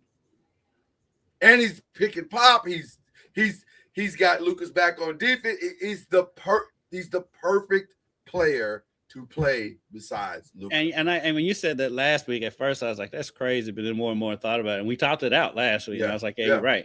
You're right. You were right. Because he does not need Giannis is ball dominant. Jaren is not. Jaren is not that. And is he as good a player as Giannis? No. No, but it's not about that. But it's about how he fits in with Luka. And how you can build around those two players. Because now it becomes way easier to build around those two players. Because now let's play NBA GMs. Okay. How do you make that trade? Because Memphis already maxed him out. Yes. LeBron ain't going to Memphis. No. So the way to make that trade is number one, LeBron, where do you want to go? Tell us where you want to go. Okay, for hypothetical purpose, let's just say he goes back home to Cleveland. Perfect. So he's gone. Now, Memphis, you get our number ones, you get Cleveland, a couple of number one. You get at least one number one from Cleveland. Maybe we have to throw another team in there. You're gonna have to throw another team because Cleveland's pick will be too low. Right. So that's at least 3 to 4 number ones that you're going to get plus some players. So, well, you can take some of our expiring contracts and like Rui, like Austin. Austin's got to be in that deal. Wherever he goes, doesn't matter, but he's got to be in that deal. And so maybe connect. So now you've got shooters in Cleveland. You can start, and this is contingent also that they trade Ja Morant, which I although you said you don't believe he's going, I do believe he's going because I don't see how you walk it back. You've done so much damage to this kid. I don't see how you walk this back. So basically, you're saying Memphis is going to go into total rebuild mode and trade the two biggest stars they've had in the history of their franchise. Well, the rumor that's floating around the internets and also through NBA circles is that if Ja goes, Jaren's going to ask out. He doesn't want to. He doesn't want to stay. And if that is true, and I do believe that to be, I do believe that to be true. Yeah, I do believe that to be true. Then it makes sense for them to get the haul and to go into straight OKC mode. Now we're OKC. Let's get the best that we can get. Let's start the rebuild process right now. Let's get players that want to be here, and let's build our thing. So, and reason why I can see what you're saying is because this year's draft is loaded. If you're ever going to start, well, that's why the Giannis thing is such a problem because this is the draft. This is the one where you can go 1 through probably 15 and get an impact player for your franchise. So you want to fall into the 50, but also on the back end, you can still might be able to get a couple of steals in the back end of the draft. So this is an interesting draft right now. So if you're a franchise that's teetering, you're right there. Maybe it can cross over to the other side, or you can go get a key piece. You want this Giannis thing to get wrapped up. It's mucking up the waters. And so the trade deadline is what, the week before the All-Star game? February 5th. February 5th. Yeah. And so we're what, 2 weeks away? Two, almost 3. It's gonna be as interesting of a trade deadline, and the draft is gonna be super interesting. Yes. Because there's gonna be so many moves made, so many moves attempted to be made. Because even if because I was thinking about Ja and Giannis. Even if Giannis, Ja, and Jaren all make it past the trade deadline with their respective teams. Yeah. There's no guarantee after draft day that they'll all be on their respective teams. I don't think they will be, but that also mucks up the waters because now I throw another interesting team in there too. Yeah. What do you do if you're the Heat? Well, that's where I was going. Because if Giannis makes it to the summer, now you have a whole nother set of problems. Because the Heat gotta finally make a decision. The Mavs gotta finally make a decision. The Lakers will be booty hole out because they're gonna lose Austin Reeves. You can't pay Austin Reeves $241 million. You cannot do it. So now you got a gaping hole next to Luka that you gotta fill. Now you got the money to go fill it, and maybe you think, let's stand pat. Maybe we can draw Giannis for nothing. Maybe you can, but maybe you can't. And if you don't, then what the heck do you do, right? So now you're going to start the clock on wasting Luka's years, right? Mm-hmm. So there's a weird thing going on because Bam, what is he going to do at some point? Giannis, what is he going to do at some point? Is Miami ever going to be willing to get rid of Hero? I'm going to be honest with you. I don't know why they're hanging on to him like this. Miami fans don't either. They love him, and Tyler's great, but Tyler's hurt all the time. He's a good player. He's not franchise. He's replaceable. But they think he is. They've held on to him throughout James Harden. They've held on to him. It was somebody else that they was like, no, they didn't. I want to say KD may have been one of those players that they didn't. because they didn't want to get rid of KD, Hero. I know Damian James Harden. Lillard. Yes, it may not have been KD, but definitely Lillard and James Harden are reasons they did not. They didn't pull the trigger on those deals, because they wanted to keep Hero. What do they do? Another two more sneaky franchises and all this too. Yeah, Indiana and Boston. So Indiana's they're gonna follow because Indiana's awful. They're gonna be in the lottery most likely, and Boston's gonna be close to. Boston might still scrap around and make it into the playoffs, but they're gonna have a higher draft pick than normal. No, Boston's doing good. Yeah, but Boston's doing good. The problem with Boston is they're paying a ton in like they are top heavy. Boston's number 2 in the Eastern Conference, but they're top heavy. They're top heavy, and I don't know if that's sustainable because it's not sustainable. You can't pay $300 million. Well, plus just for the season, Philly's coming. Philly is coming. And by the way, Philly's got some challenges financially. Like there's some teams that are going to have to dump salary. Like and Boston, I think is going to be. I just don't think. But like just this season, I keep hitting this thing. Yeah. This season, Philly's coming. I think New York will catch Boston. They're only a game and a half behind them. Toronto, I don't know, and then Cleveland should be playing better than they are. I don't know what Cleveland's doing. They almost blew that game last night against Charlotte. Right. So, but those 4 teams that are right behind Boston can all catch Boston. And so, yes, as good as Boston's been playing, that is 1,000% correct. And honestly, if I'm Boston management, I'm like, yay, we're winning, but damn it. Do you know who I agree? Do you know who Boston should be thinking about doing a trade with? This is going to sound crazy to you, but I don't know if I'm wrong. That Karl-Anthony Towns thing could be it for them. This Karl-Anthony Towns thing kind of came out of nowhere. Well, yes and no. I haven't heard that for Boston. I can't see the Knicks trading him to Boston, though. That's not going to happen.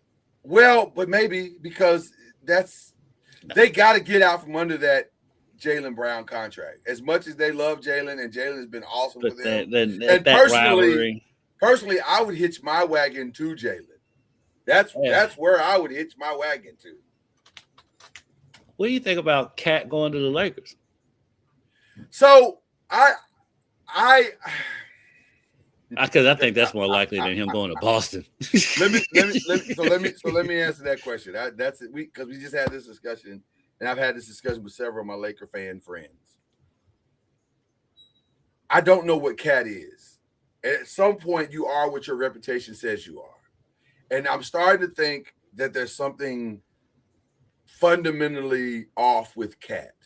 Because it seems like every time he's with the team for an extended period of time and other stars join that team, that's when it becomes a problem.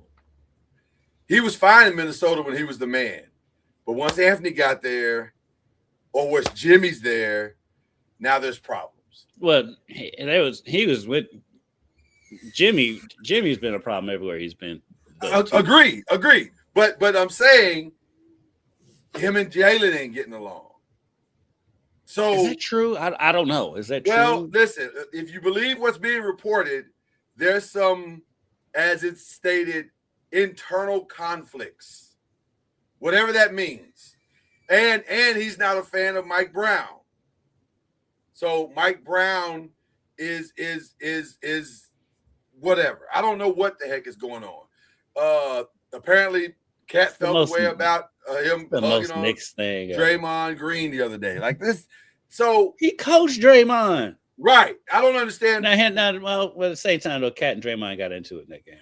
Right, but it wasn't get into it like they was throwing punches. Like, calm down. It wasn't that serious. He was normal. As a matter of fact, Draymond came on after and was praising Cat after the game. Right, so it wasn't that serious. I don't understand what the big deal is. But there's something that's not right with the Knicks right now. And one of the things that seems to be happening with the Lakers is that they're finally starting to get some team chemistry and culture, and you don't want to muck up that culture. So I forgot to throw the Nuggets in there as teams that the Lakers aren't beating in a series too. Yeah. Exactly. So I don't know. I don't know what to do. What would you do? What would you do with that situation? With the Knicks? Yeah, with Cat going to the Lakers. If I'm the Knicks, I ride it out with Cat. They get over it. Y'all go on a shopping spree in Manhattan or something, whatever. Y'all figure that out because this is the best Knicks team we've seen since Ewing was there. Yeah. You ride that, you figure it out. Y'all grown men, y'all figure this out.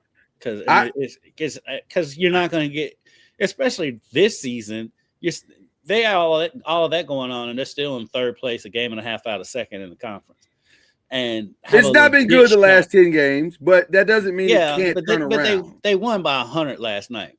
Right. Right. So and you're not far off from. You're not far off. You're right there. I mean, you're right there. Opened up for you this season that you ride it. Y'all figure that out. I'm not trading Cat. I agree. I'm not. I agree. Just I because wouldn't do anything. Y'all bickering. You know, every team bickers. I mean, you think the Bulls got along?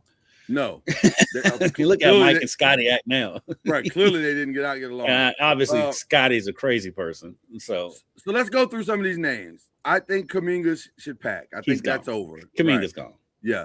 I think Ja is gone because I just don't see how you walk this back. I think he stays. I think Memphis is too scared to get rid of their first big star. Initially, I thought Zion was going to stay because I don't think anybody wants him. Well, I just heard that the Wizards do. What are the Wizards doing? To me. Well, they might hire Belichick. We think we can win. Hey, sports is sport. What difference does it make? He's a leader of men. He's a leader of men. I could see Zion actually going to team up with Trey 100%. I can see that. I can see that. But more so than seeing that the Wizards do that, I think for what Joe Dumars is trying to build there, I think you got to get that dude out of the building. I think you got to get him out of the building. And I think you got to get Jordan Poole out of the building. Or you got to get one, and it's not room for the two of them. Right. Get the tomfoolery out of the building. and because you got 4 solid young players. Yeah. Let them build what they're building. Yeah, because Trey Murphy, low-key, is really, really good. Yeah, I don't understand the Herb Jones conversation at all. No, I love Herb Jones. Yeah, I do too. I love Herb Jones. If you want to give us the Lakers, we'll take him right now. Him or Trey Murphy. Yeah. Yeah, or Trey Murphy. We'll put him in a hat. You choose for us. Yeah. We'll take them both. So, but Zion, I think now, the other team, I don't understand why they're waiting on what Giannis does. Because I don't think Milwaukee wants any of those parts. Maybe Kyrie, maybe Kyrie. Cooper Flag. You'd have to do Cooper Flag and Kyrie for them to give up Giannis or whatever Dallas has. I'll just say this. I think Dallas needs to have a full-on fire sale, put them players on the front line of American Airlines Center and sell. Because it does not make sense to hold on to any of those players. Cooper Flag is playing fantastic. He's having the rookie season that you want him to have, where he's learning, he's understanding the game. It's slowing down for him quickly, which is amazing. He's the pick that you thought you were getting. Yeah. He's your Luka replacement. So now that you have your Luka replacement, start building around your Luka replacement. Real pieces around your Luka replacement. And by the way, if you go ahead and tank this year and get a top 5 pick, you could end up with either a great point guard in Mikael Brown, or you could end up with a great complementary player with the young man from North Carolina, or Nasty, or a myriad of other players that are playing great in college basketball right now. Mm-hmm. So it does not make sense to keep mucking around with any of this. God bless Kyrie. Thank you for your service, but you got to go. But you know what? You know what though? Yeah. It might be ideal. It's probably a good idea for them just to stand pat because you're gonna get a good draft pick. They're gonna finish they'll finish in the lottery. Where they're at? Where are they at right now? Yeah, but I don't want to keep paying the money. I don't want to keep paying the money. Dallas is gonna finish in the lottery. Yeah, they are, but I don't want to keep paying the money. Why I gotta keep paying AD? Well, this is what I'm saying. That's your piece to move up and get 2 picks in the draft. That's why you stand pat. You talk about it in the summer? Yes. I trade. Can I get those picks right now? Why are we waiting? Nobody's going to trade for AD right now. They might. AD's not playing the rest of the season. There's a sucker born every minute. It's true. The Wizards are there. The Wizards are trying to get Zion. But in all likelihood, even if AD is your trade, I think you keep Kyrie. I mean, AD is your trade. I keep hearing that, but I don't. For what? Going to get, because Kyrie is Kyrie. Kyrie is still that man. That's a hell of a backcourt with Kyrie and Cooper Flag. You're gonna get a solid rookie in the draft this year. I can't hear you. Kyrie is 33. I muted so I can get this in. Kyrie's 33. Okay. Coming off an ACL. He's also a smaller guard to where him coming back is going to be easier on him than it is on a bigger player.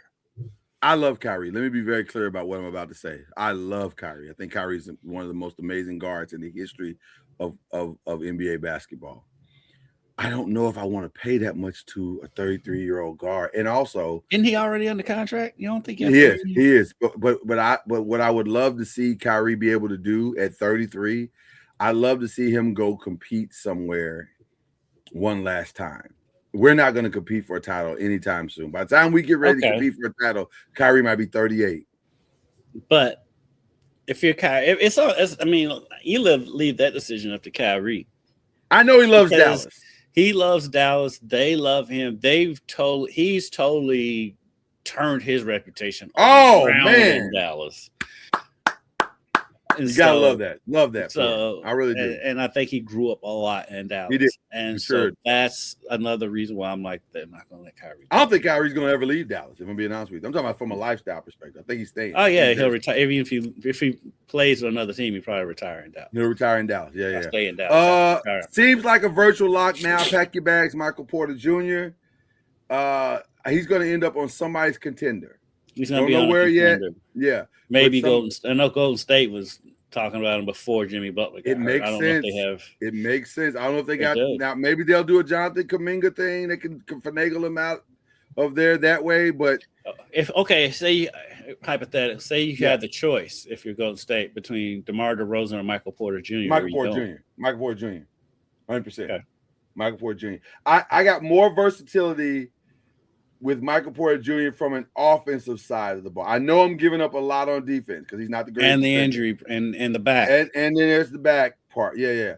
But I like Michael Porter Jr. offensively to pick up the slack that what we lost from Jimmy Butler. You know, I can spread the floor with Michael Porter Jr. a little bit. He can be my low budget Klay Thompson. You know what I mean? So yeah. The only problem is my only concern with Michael Porter Jr. is his back. His health, yeah, absolutely, 100%. Now, some people are saying LaMelo Ball is going to be there. Some people are saying he won't. I say free LaMelo Ball. I was watching them last night. Them being awful makes zero sense. They have a good core between him, Knipple, and the kid from Alabama, and Bridges, and the second-year player from Alabama. Oh yeah. I don't understand why they're so bad. I don't either. Brandon Miller is his name, right? Yeah, Brandon Miller. Yeah, I don't get it either. It doesn't make a lot of sense. He had 24. Brandon Miller had 24 last night on 8 of 20 shooting and had a couple just monster dunks last night. Yeah. Knipple plays well. Yeah, I mean, Knipple had 11. He led the team in rebounds with 11 rebounds as a guard, and he's not that big. He's 6'4". 6'4", yeah. But he's a dog though. He's a dog. He goes in there, and he can. And he's one of the leading 3-point shooters in the league. He's what we thought Connect was going to be. Yeah. He's what we thought Connect was going to be. And so they've got a core. That's why I'm like, well, they're a super young core. Bridges is the vet, and so I could see them holding on just because they do have a solid core to build around, and they're going to add another young talent in the draft this year. I can see them holding on to LaMelo, but I can see a contender making a. But I'm trying. Also, though, you got to think what contender needs a point guard. Houston. Yeah. They need it bad. They need it bad. Yeah, I don't think Houston can win without one. I think they're gonna get their doors blown off if they don't get one. So that would mean if for them to make that trade, that means they would be trading Reed, Shepard. Probably. Yeah. Probably. They might be able to finagle. And see, it gets worse because Steven Adams, I think, is out, right? He's out for the season. Is that what's going on? I think he is out for the season. So you got it. Your front court just became something else. You can't. Clint Capella's only going to take you so far. Yeah, Clint Capella's our age. Right. Exactly. and he moves like us right now. So I think you got to make a decision. This is an interesting question. I don't know. I wish I could answer that question. That's a great question. I don't know. I don't know how to answer that one. They're in the Eastern Conference that's beat up though, and so I think the answer is yes. Yeah. Yes, both things are true. The league, Charlotte's that bad, and the league is that good. I think it's both. Because they've got a solid core. It doesn't make any sense. I just watched them last night. It makes no sense for this team to be blown out like this. Even though Cleveland almost blew it. Somebody need to pack in Boston? Let me look at their roster. I just think I think they hold tight. I think they will because they're second in the conference. I think they will because quite honestly, their coach is too arrogant not to. But also, boy, this would be a great time to get Jalen out of there. Be a great time to get younger. At some point, Boston is going to have to, because here's the problem. He's only 29. I know. But right, which is why you're gonna have to get him out of there. That's the reason, because he's making $300 million now. He's 29, which means he could make another 200 or 300 million. Do you want to pay one guy $600 million in his career? Do you, if you go to State, do you make that play? It makes sense. It makes a ton of sense. It makes sense because here's the reality. I don't think Kuminga's work. And you got to make the contracts work, so you're gonna have to get a third team involved. You may have to get 3 or 4 teams involved. You got to get a ton of first rounds, and it's got to be first rounds. So here's the teams that are in play, to me, that make some of these other stuff work. Number one is Sacramento. Sacramento's having a fire sale right now. They don't even care who you ask for. Just ask for somebody. Sacramento stays in fire sale. Yeah, well, that's what they do. So they get good enough just so they can fire sale everything again. If you're Golden State, you get Sacramento on the phone and you say, "Help us, help you." You and Boston should have DeMar DeRozan, send DeMar DeRozan to Boston. Yes, Jaylen Brown to Golden State and Kuminga to Sacramento. And then both of y'all can get all these first round picks. Y'all can get all this other stuff. We can figure it out. But a 5-team deal is not out of the realm of possibility. But Golden State needs players. Golden State's got 3 options here. That's it. 3. Go all in on a Giannis deal or a Jaylen Brown deal. Go all in on a fire sale and sell everybody off and stop mucking around, including Steph, and stop mucking around with this. They'll never trade Steph. Well, but at this point, and by the way, if I'm Steph, might be time to have that conversation.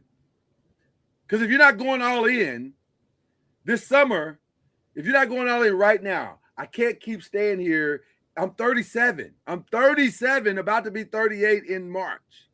I can't keep staying here playing my heart out, putting up all-star numbers, first team all NBA numbers, and we're not going to get out of the play-in. I got 3 great years left, probably 4 maybe. Something's got to happen, and that something has to happen here or somewhere else. Same thing for Draymond. Draymond's probably like, man, I want to go do something, at least one last run. It'd be nice, and I can give somebody 20 minutes. I don't think anybody's gonna make that move for Draymond. Well, Steph, yeah, Draymond, no. With Draymond, it's a throw-in thing. Like you throw him into whatever the deal is for whatever. But you got to. if you're Golden State, you can't keep mucking around with this. First of all, let's just be very clear. Mike Dunleavy has done a fantastically awful job since taking over as the GM. Just as awful as you can get. The Jimmy Butler thing, I don't understand that even to this day. Like, what was the purpose of that? And now it's cost losing Jimmy Butler is going to cost you 2.5 years. Mm-hmm. So you got to decide right now what you're going to be. Are you going to be a rebuilding team? And this is Steve Kerr's last year, and let's move on from everybody at the end of the summer? Or do you go all in and just blow it all up? They're in the same purgatory as the Lakers, except they have worse roster construction than the Lakers do. Right. And so they don't have their core piece, which is why I say they should go in on the Giannis thing. You got to get your future. You don't have it. It's not on the roster. They would have to trade. They may be able to hang on to Draymond, maybe, but they would have to trade everything else to get Giannis, I would think. And why not? And why not? What are you holding on to these pieces for? Nostalgia. For what reason? Nostalgia. Yeah, we got to move on. We got to grow up. This is a grown man business. But like the thing is too, Giannis ain't no spring chicken no more either. Giannis is 31. Well, I mean, you ain't getting that much younger. You're not. But here's the thing. I can buy myself a little more time. I can compete, and also you can build I can build around Giannis. I can build my future and go get another player to pair with Giannis faster than I can somebody to pair with a 38-year-old Steph Curry. Steph, Giannis, and Draymond. And others. I don't know if that wins a title, but it makes it interesting. It makes it interesting. I don't think that's the title winning. Yeah, I don't know if it's a title winning team, but I know it makes it interesting. It makes I don't know if I want to go there if I'm Giannis. I don't know. If you like Steph, maybe. Yeah, but I don't think he's going to win. Maybe. I don't know. It depends on what teams need to be doing is picking apart the Thunder, just taking stuff off of them. Just take stuff. Well, but the Thunder are so well constructed. I know. You got to start taking their pieces and hoping. The Thunder is going to be willing to sell off some of their pieces soon because they got all these draft picks. So they're going to start selling. Some of these pieces ain't going to be there forever. I agree. Let's talk about a couple of other pieces that are just on fringe, like Lauri Markkanen. There seems to be a growing Lauri Markkanen. What is Utah doing? I don't know. I'd have been and sold off Lauri Markkanen. Yeah, well, I don't understand how they haven't been able to build. Well, nobody wants to live in Utah. That's they can get free agents. No disrespect to Utah, but I mean it's the same boat. No, it's the reality. The same boat Memphis is in, same boat Milwaukee's in, Washington. You know, Washington should be. Washington doesn't make any sense. People want to live in Washington. Yeah, so I don't get why they can't build a franchise there. It never made sense. Franchise horrible management. Horrible management, yeah. Darius but I would take a lot. I mean, if I was a contender, I would really look into Lauri Markkanen. I've been wanting the Lakers to get Lauri Markkanen forever. Mm-hmm. I think he also is a perfect partner. Could be a perfect partner for Luka Doncic. Something like that could work very, very well. Because he is more of a number 2 than a number 1 option. He's very much a number 2. He reminds me of a mid-tier, a Camry, Toyota Camry, Kevin Love. He's more active though. He's more athletic than Kevin Love was though. Yeah, but Kevin was a monster on the boards. You remember Minnesota Kevin Love was insane. Yeah. Like oh my God, this guy's incredible. It was like when he went to Cleveland, you're like, oh, you're just okay. By the time he went to Cleveland, though, he had some wear and tear on that body too. A little bit. It's hard to carry a franchise. Yeah. Feels like they're done with Darius Garland. They're just trying to figure out what to do with him in Cleveland. Yeah. So call the Wizards. Yeah, call the Wizards. When in doubt, call the Washington. Same thing for Jeremy Grant. Jeremy Grant could be a substantive piece for somebody. He always is. Yeah. He just bounces around. He's played every role there is in the league. Number 1 option to number 5. He's done it all. Yeah. And then finally, Nikola Vucevic in Chicago. Chicago had that 2 weeks where they were like, oh, man, they might be all right. Hey, they started out the season on fire. It was like, nah. Then they went back to being Chicago. Yeah, it came back down real fast. Now they're technically in the 9th spot, so they're in the play-in technically. Man, Milwaukee. What is Milwaukee doing? Okay, so that's it as far as the NBA. I don't know what's going to happen. It feels like something and nothing could both happen all at the same time. Right. Like I said, everything is just hanging on Giannis. Giannis has control of the whole league right now. Wow, isn't it crazy? One guy. That's wild. One guy has a. All right, let's get to the rest of the stuff. The biggest thing I alluded to earlier today is that this is Oscar nomination day, and let's start with the biggest snub right off the top.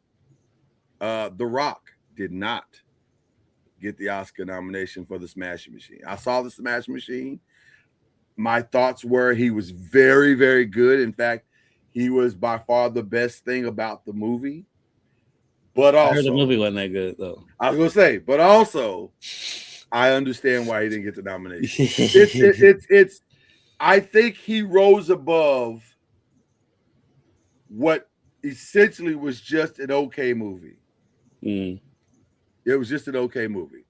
But the big news coming out of this is Sinners breaks the record for nominations with 16 nominations. Have you seen Sinners? I still haven't seen it. You got to see Sinners, my brother. You got to see it. Listen, I'm not a horror guy either. I've never been a horror guy. It's not my thing. But this is not a horror movie. Well, we got a big snowstorm coming this weekend, so yeah. I'll be snowed in this weekend. You got to make that a priority. Watch that, and also watch another movie that got a lot of nominations, One Battle After Another. Both great movies. I'm going to be watching Hamnet because I want to see what all the hype's about. And then also, which I had never heard of until like I had never even heard. I was just scrolling through social media and saw a thing for it. Yeah. But Begonia F1. I've seen F1. F1's good. I thought F1 came out like a couple of years ago. No, it came out last year. It was last year. Okay. Yeah. Okay. It seems like it's been longer, but it's last year. Frankenstein, Hamnet, Marty Supreme. I do want to see Marty Supreme. I don't know where to watch it yet. The Secret Agent, Sentimental Values, Sinners, and Train Dreams were the best picture noms. Michael B. Jordan got the best actor nom, along with Timothy Chalamet, Leonardo DiCaprio, Ethan Hawke, Wagner Moura, who actually won the Golden Globe, which is interesting because or was it somebody else that got that? I can't remember who won that, but yes, Michael B. Jordan seems to be the leader in the clubhouse on that best actor. We'll see. Best actress, Jessie Buckley, Hamnet. There's a movie called If I Had Legs, I'd Kick You. Rose Byrne. I saw that the other day. I just saw the title and cracked up. I didn't know that's a great title. Yeah, I don't know if it's a good movie, but it's a great title. I think they made fun of that title on Levitar one day too. Yeah. Best supporting actor. Shout out to the great Delroy Lindo, who got the nod for best supporting actor in Sinners. Love me some Delroy Lindo. Have always loved Delroy Lindo. Yes. One of all the the way underrated. back to Crooklyn and before. One of the more underrated actors. One of the more underrated dudes. Yeah, he's amazing. And the best supporting actress, shout out to Wunmi Mosaku from Sinners and Tiana Taylor, who many think could sneak in and get that one. We went on one battle after another. Yeah, we went on about her last week. Her rise to stardom has been amazing to watch. Amazing. Ryan Coogler and Paul Thomas Anderson and Chloe Zhao from Hamnet are basically battling out for Best Director. I think they've already decided Best Original Screenplay. That's probably going to be Sinners. Although Marty Supreme's Sentimental Value wasn't just an accident, Blue Mountain Boone, all the other nominations. It feels like the way they're going to justify not giving Sinners Best Picture is by giving Ryan Coogler an Oscar for Best Original Screenplay. That feels like that's how it's going to play out, but we'll see. Adapted screenplay, feels like that's One Battle After Another. Paul Thomas Anderson has been killing it for that, and it feels like he's going to get that. Other nominations that are of interest, probably, like I said, F1 is going to probably get best editing. F1 is a visually phenomenal movie. It really looks amazing. The acting is good. It's not the greatest thing I've ever seen, but it's good. I'm curious about the best original song because Golden, the K-pop Demon Hunter song, is massive and it's everywhere. But for me, I Lied to You, Sinners is amazing. And if you watch that scene in the movie, it's one of the greatest cinematic scenes you've ever seen in the history of film. It's incredible. And that's not even hyperbole. It's that good. So yeah, a lot of great, interesting battles, if you will. Sinners, though, is the heavily favored film coming in with 16 nominations. And so I'm curious to see what happens. And then Pastor Corey said, what happens if Sinners get 16 snubs? I don't think they're going to color purple them. Yeah, I don't think they're going to color purple them. I don't. The last time it happened, these days and times. Yeah, it's hard to justify doing that now. So I don't think that's going to happen. But we live in Trump's America, so let's see how it's worked out. So that's the news of the other stuff that I have. Is there anything? Oh, there's this thing called the championship. Championship weekend going on. So who you got, Kendrick Haskins? I think I got Rams. You know what? Going Rams, okay. I think the Broncos are going to pull the upset. Really? So, Dr. O says, I want to say somebody said he said Rams, Broncos. I think the Broncos are going to pull the upset with Jarrett Stidham. So I think their defense is good enough to pull it off at home. I think they're good enough to pull it off. No, trust me. One of my biggest thorns in my side as a friend is a huge Broncos fan and Kent Taylor. So I don't need them in the Super Bowl. Shout out to the great Kent Taylor. But I think they're going to pull off the upset on the Patriots. Neither one of them are that good, to be honest with you. But the Super Bowl is the Rams and the Seahawks. Yeah. I think you said Rams. The Super Bowl. Yeah, I see what you said. Yeah. God, it sounds crazy to think that the Seahawks, that Sam Darnold's going to tank this thing again at home. Because it's set up for him to do it this time, finally. But I don't know if I disagree. I just think the Rams are the best team in the league. Now, I do think Seattle can win the game. Don't get me wrong. I would not be shocked if it's Seattle at all. It should be a close game. It should be a very, very close game. Team in the league. Rams defense scares me. But they played great last weekend. But their defense scares me. I'm going to say Sam Darnold gets over the hump. I'm probably wrong, but I'm going to say he gets over the hump. I'm going to say Seahawks, Patriots. I'm going to go the opposite. And I mean, either scenario, I can see it. Any of these four teams, I can see winning this weekend. I think the Super Bowl champions in the NFC game. Okay, and I agree. I agree with that. The one thing about the Patriots is that they don't make mistakes. They just don't. They're not going to beat themselves. Now, Drake May could beat them. Drake May absolutely could beat them. He tried to beat them last weekend. But the other 52 are doing their job, and they're doing it at a high level. If they could get Drake to calm down, then they're not. That's a second-year quarterback, and so right, and that's why I'm not upset at it because that's what second-year quarterbacks do. But the way that they play and have their quarterbacks back, despite his mistakes, is what makes me think it's gonna be hard for them to go. It's gonna be hard for them to lose that game. And then I just don't trust Jarrett Stidham. There's nothing in Jarrett Stidham's career that makes me think this guy. I think the Broncos defense is good enough to hide him. Yeah. And so in a one-game scenario at home, I think they can still do it. Okay. Now, in the Super Bowl is a totally different thing. Super Bowl, the Broncos might get their fourth blowout and win Super Bowl. which very possible. Which I would thoroughly enjoy. Can I say something about the Super Bowl too? I'm underwhelmed by the entire thing, whatever it comes out to be. I'm underwhelmed. Like this is one of those Super Bowls where I'm not going to be like, the game's going to be so good. The Bad Bunny thing, I don't know enough about his music to really love the. It may turn out to be a phenomenal experience. I love that Bad Bunny thing for other reasons. I love it for that. Now I do love it for that. 1,000%. I agree with that. But I'd be lying if I said, "Oh, I'm looking forward to." I couldn't tell you one Bad Bunny song. Right. I don't know what I'm doing here.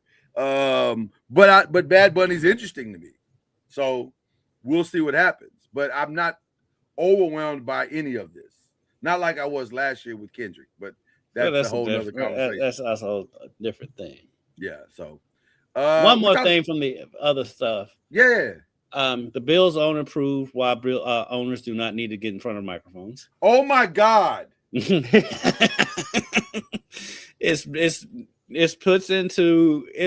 real life. We're able to see what Dominic Foxworth said when first time he sat across from NFL owners, he realized they're not smarter than him.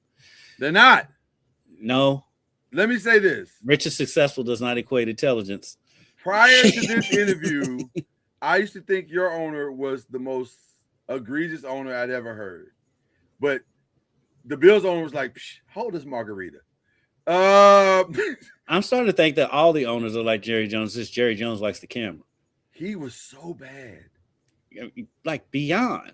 And Scotty was bad too, but he was funny. Scotty was funny. Right. He was hilarious. I was like, I can tolerate this Bills owner. Oh my God. Need not ever get in front of a microphone again.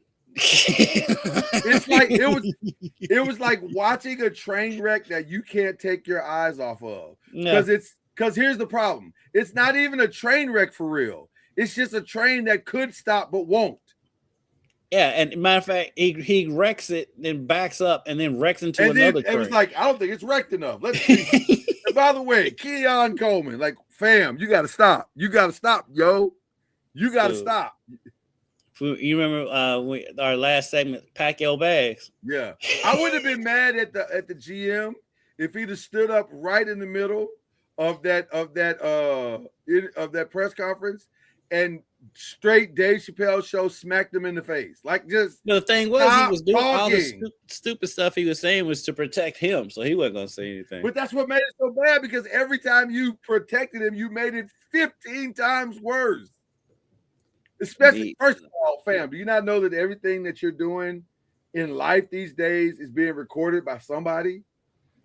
It took the internet all of 2 hours to find all of the video of the Brandon Beane saying, I really like Keon Coleman, and he ran a 4.5 at the combine. He was literally at the combine bragging about it. I was like, y'all got to stop. Y'all got to stop. Y'all got to stop this team from it. So now, is that a good job? As long as you have Josh Allen, it's a good job. But oof, wouldn't be something I'd be seeking out. Bills are never going to win a Super Bowl. Not with this owner. You know what? Jesus, you may be right. If I'm Josh Allen, I might want to get out of there. I was thinking the same thing.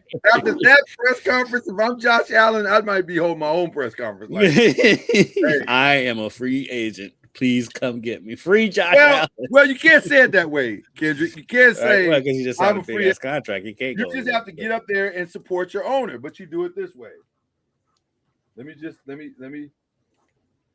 You get up there and you say, listen, my owner, I know he didn't say it exactly the way that most owners would and should say it, but he said it in a way that I respect, and I appreciate him for standing up for me the way that he did and for standing up for our team. So I'm not going to throw him under the bus. I'm not going to try. I'm just going to continue to do my job, put my head down, and that's how he's got to do it. He's got to be like, you ain't got to say it, but you got to say it. Like, you got to send out somehow through your agent or whoever you can talk to. Signals. Yeah. Oh, my God. It was so bad. My God. This dude threw the coaches under the bus. He said he made the decision to fire the coach after the Broncos game that they barely lost in overtime on the road. After looking into the eyes of his players. Fam, shut up. What are you talking about? And then my God, it was so bad. They asked the Pastor Core, they asked the GM about just the receiver situation in general, nothing about Keon Coleman. And the owner takes the mic, says, I'm going to take this one, and completely throws Keon Coleman and the coaches under the bus. And the GM, because he said the GM didn't want him. Yeah. And there's video evidence of the GM saying, we want kids. Matter of fact, the second one was worse because the second one was done by the Bills organization. They literally had him in a room sitting there saying the night before the draft, I thought to myself, it's Keon Coleman and nobody else. Fam, what are y'all doing? Like, it was bad. Dominique Foxworth was right. Dominique Foxworth was right. These owners are not smart. They're not smarter. They are not smarter. So, wow, it was bad. Okay, we covered Drewski last week, right? That's over. Okay. Then I don't know what else to cover. I think we've covered pretty much everything. Yeah, I think we are totally on top of it as a dual podcast unit. So there you go. So let's do these shout outs. Who we shouting out? Well, my shout out's the obvious one, IU football. Oh man. I want to shout out you to that same degree because you are clearly local team good luck charm. You tend to show up at these things and the team does phenomenal. They have like legendary games. I've watched Kentucky lose in the Final Four twice. They lost to UConn. They lost to UConn twice. Right. They lost to UConn twice. They lost them in the championship. Actually, I saw them lose 3 times in the Final Four. Wisconsin and UConn twice. Yeah, but you were there when they won the one time they did win. And I was there for Louisville's title. Yeah, and then you were there for Indiana. Yep. So you've gotten the trifecta in your career. You've gotten the trifecta. I've gotten the UK, U of L, and IU championship in my career. Never in a million years, I think one of those trifectas would be football for any of the Indiana one. Nobody saw that coming. Nobody saw that coming. By the way, if you're Louisville, you got to feel like we got to stop letting these things slip through our fingers. We have to stop letting these things slip. They've already let, and then like 2 of the biggest recruits out of Louisville have already committed to IU. Who committed to IU? Jahad Brown, receiver out of Cal, and Garyon Trainer. Garyon, it's not his last name. It's not Trainer. He's from the city of Louisville. Yeah, from the city of Louisville. Wow. IU is still in recruits from Louisville now. That's crazy. We live in a different world. Jahad is he'll be a senior next year. Jahad is everything. He's the real deal. He's the real deal. Yeah. But yeah, shout out to Louisville, who by the way is the last. They were the last. Weren't they the last to beat Miami and the last to beat Indiana? Notre Dame's the last to beat Indiana. Notre Dame's the last to beat Indiana. Okay, but Louisville's one of the teams. The last time Louisville played both of these teams, they beat them. They beat them. It's crazy. So of course, Louisville played Indiana before Signetti was there. Did they? Yeah. Okay. Well, listen, it's which by the way, I don't know if that's even possible now. So, what did it say? Don't come to the U of L versus Georgia Tech game. I'll be there, and I need Tech to win. You don't have to worry about that. We rarely travel. Are you talking about basketball? Because if that's basketball, yeah, we're football. Not U of L plays at Georgia Tech next year. Oh no, we'll be there. We may be there for that one, Pastor Court, just to mess with you. for no other reason but to mess with the official pastor. That's what I say. I won't be at the U of L Georgia Tech basketball game this year, but I guarantee a lot of black folks from Louisville will be. Absolutely, and it has nothing. DePaul. It has zero to do with Georgia Tech. It's for people who are not from around here. The big road game for years in the 80s used to be all the black folk would go up to Chicago for the DePaul game. My mom used to go to that game all the time. It had nothing to do with DePaul. And it's because it's Chicago and it's close. Exactly. And now Georgia Tech has replaced DePaul as that game. That it's a big West End contingent to get buses, and they go to that game. Shout out to Harold's Chicken, by the way. Yeah. So that's a great shout out, my brother. It's a great shout out. So definitely want to shout out to my Ryan Coogler and the crew for that's an incredible feat that they just pulled off. 16 nominations is crazy. Hopefully they walk away with not just the one or two, but several, much deserved. Because I'll be honest with you, I've seen a lot of this. This is the one year that I've seen a lot of the Oscar films, and I am very much biased in that I think Sinners is legitimately the best film that was made last year. Now, having said that, as much as I love what Wumi did in Sinners, I could see Tiana Taylor winning that Best Supporting Actress. She was really phenomenally good. But I wouldn't be mad if Wumi won. I just think that's going to be interesting to see how that plays out. U of L does not play at Georgia Tech in basketball this year, so the West End road trip will not happen. Oh, dang. I don't know if there's one. I'm trying to look at it real quick because they play Georgia Tech at home, but they don't play them there. Yeah. So, yeah, that'd be that. All right. So that was my shout outs to that, and then also what was it? It was something else. Oh, of course, my Giants. Shout out to your Giants. Shout out to my Giants. We finally got a grown man in the room. Hopefully that will make all the difference in the world. I think it will. I think it's going to be an interesting summer. Yeah, interesting draft and summer. Because we'll finally have a plan, an actual plan that we go into the summer and off season with. This is going to be great. I'm excited. I'm very, very excited. All right. Let's wrap this up. Let's wrap it up. We're done. There's only one thing left to do once you give the shout outs, and that is if I had done this right. I hit the wrong button. You usually hit that right on cue. Too. I know. This time I didn't do it. Give me the little thing you just did there. Cue the whistle.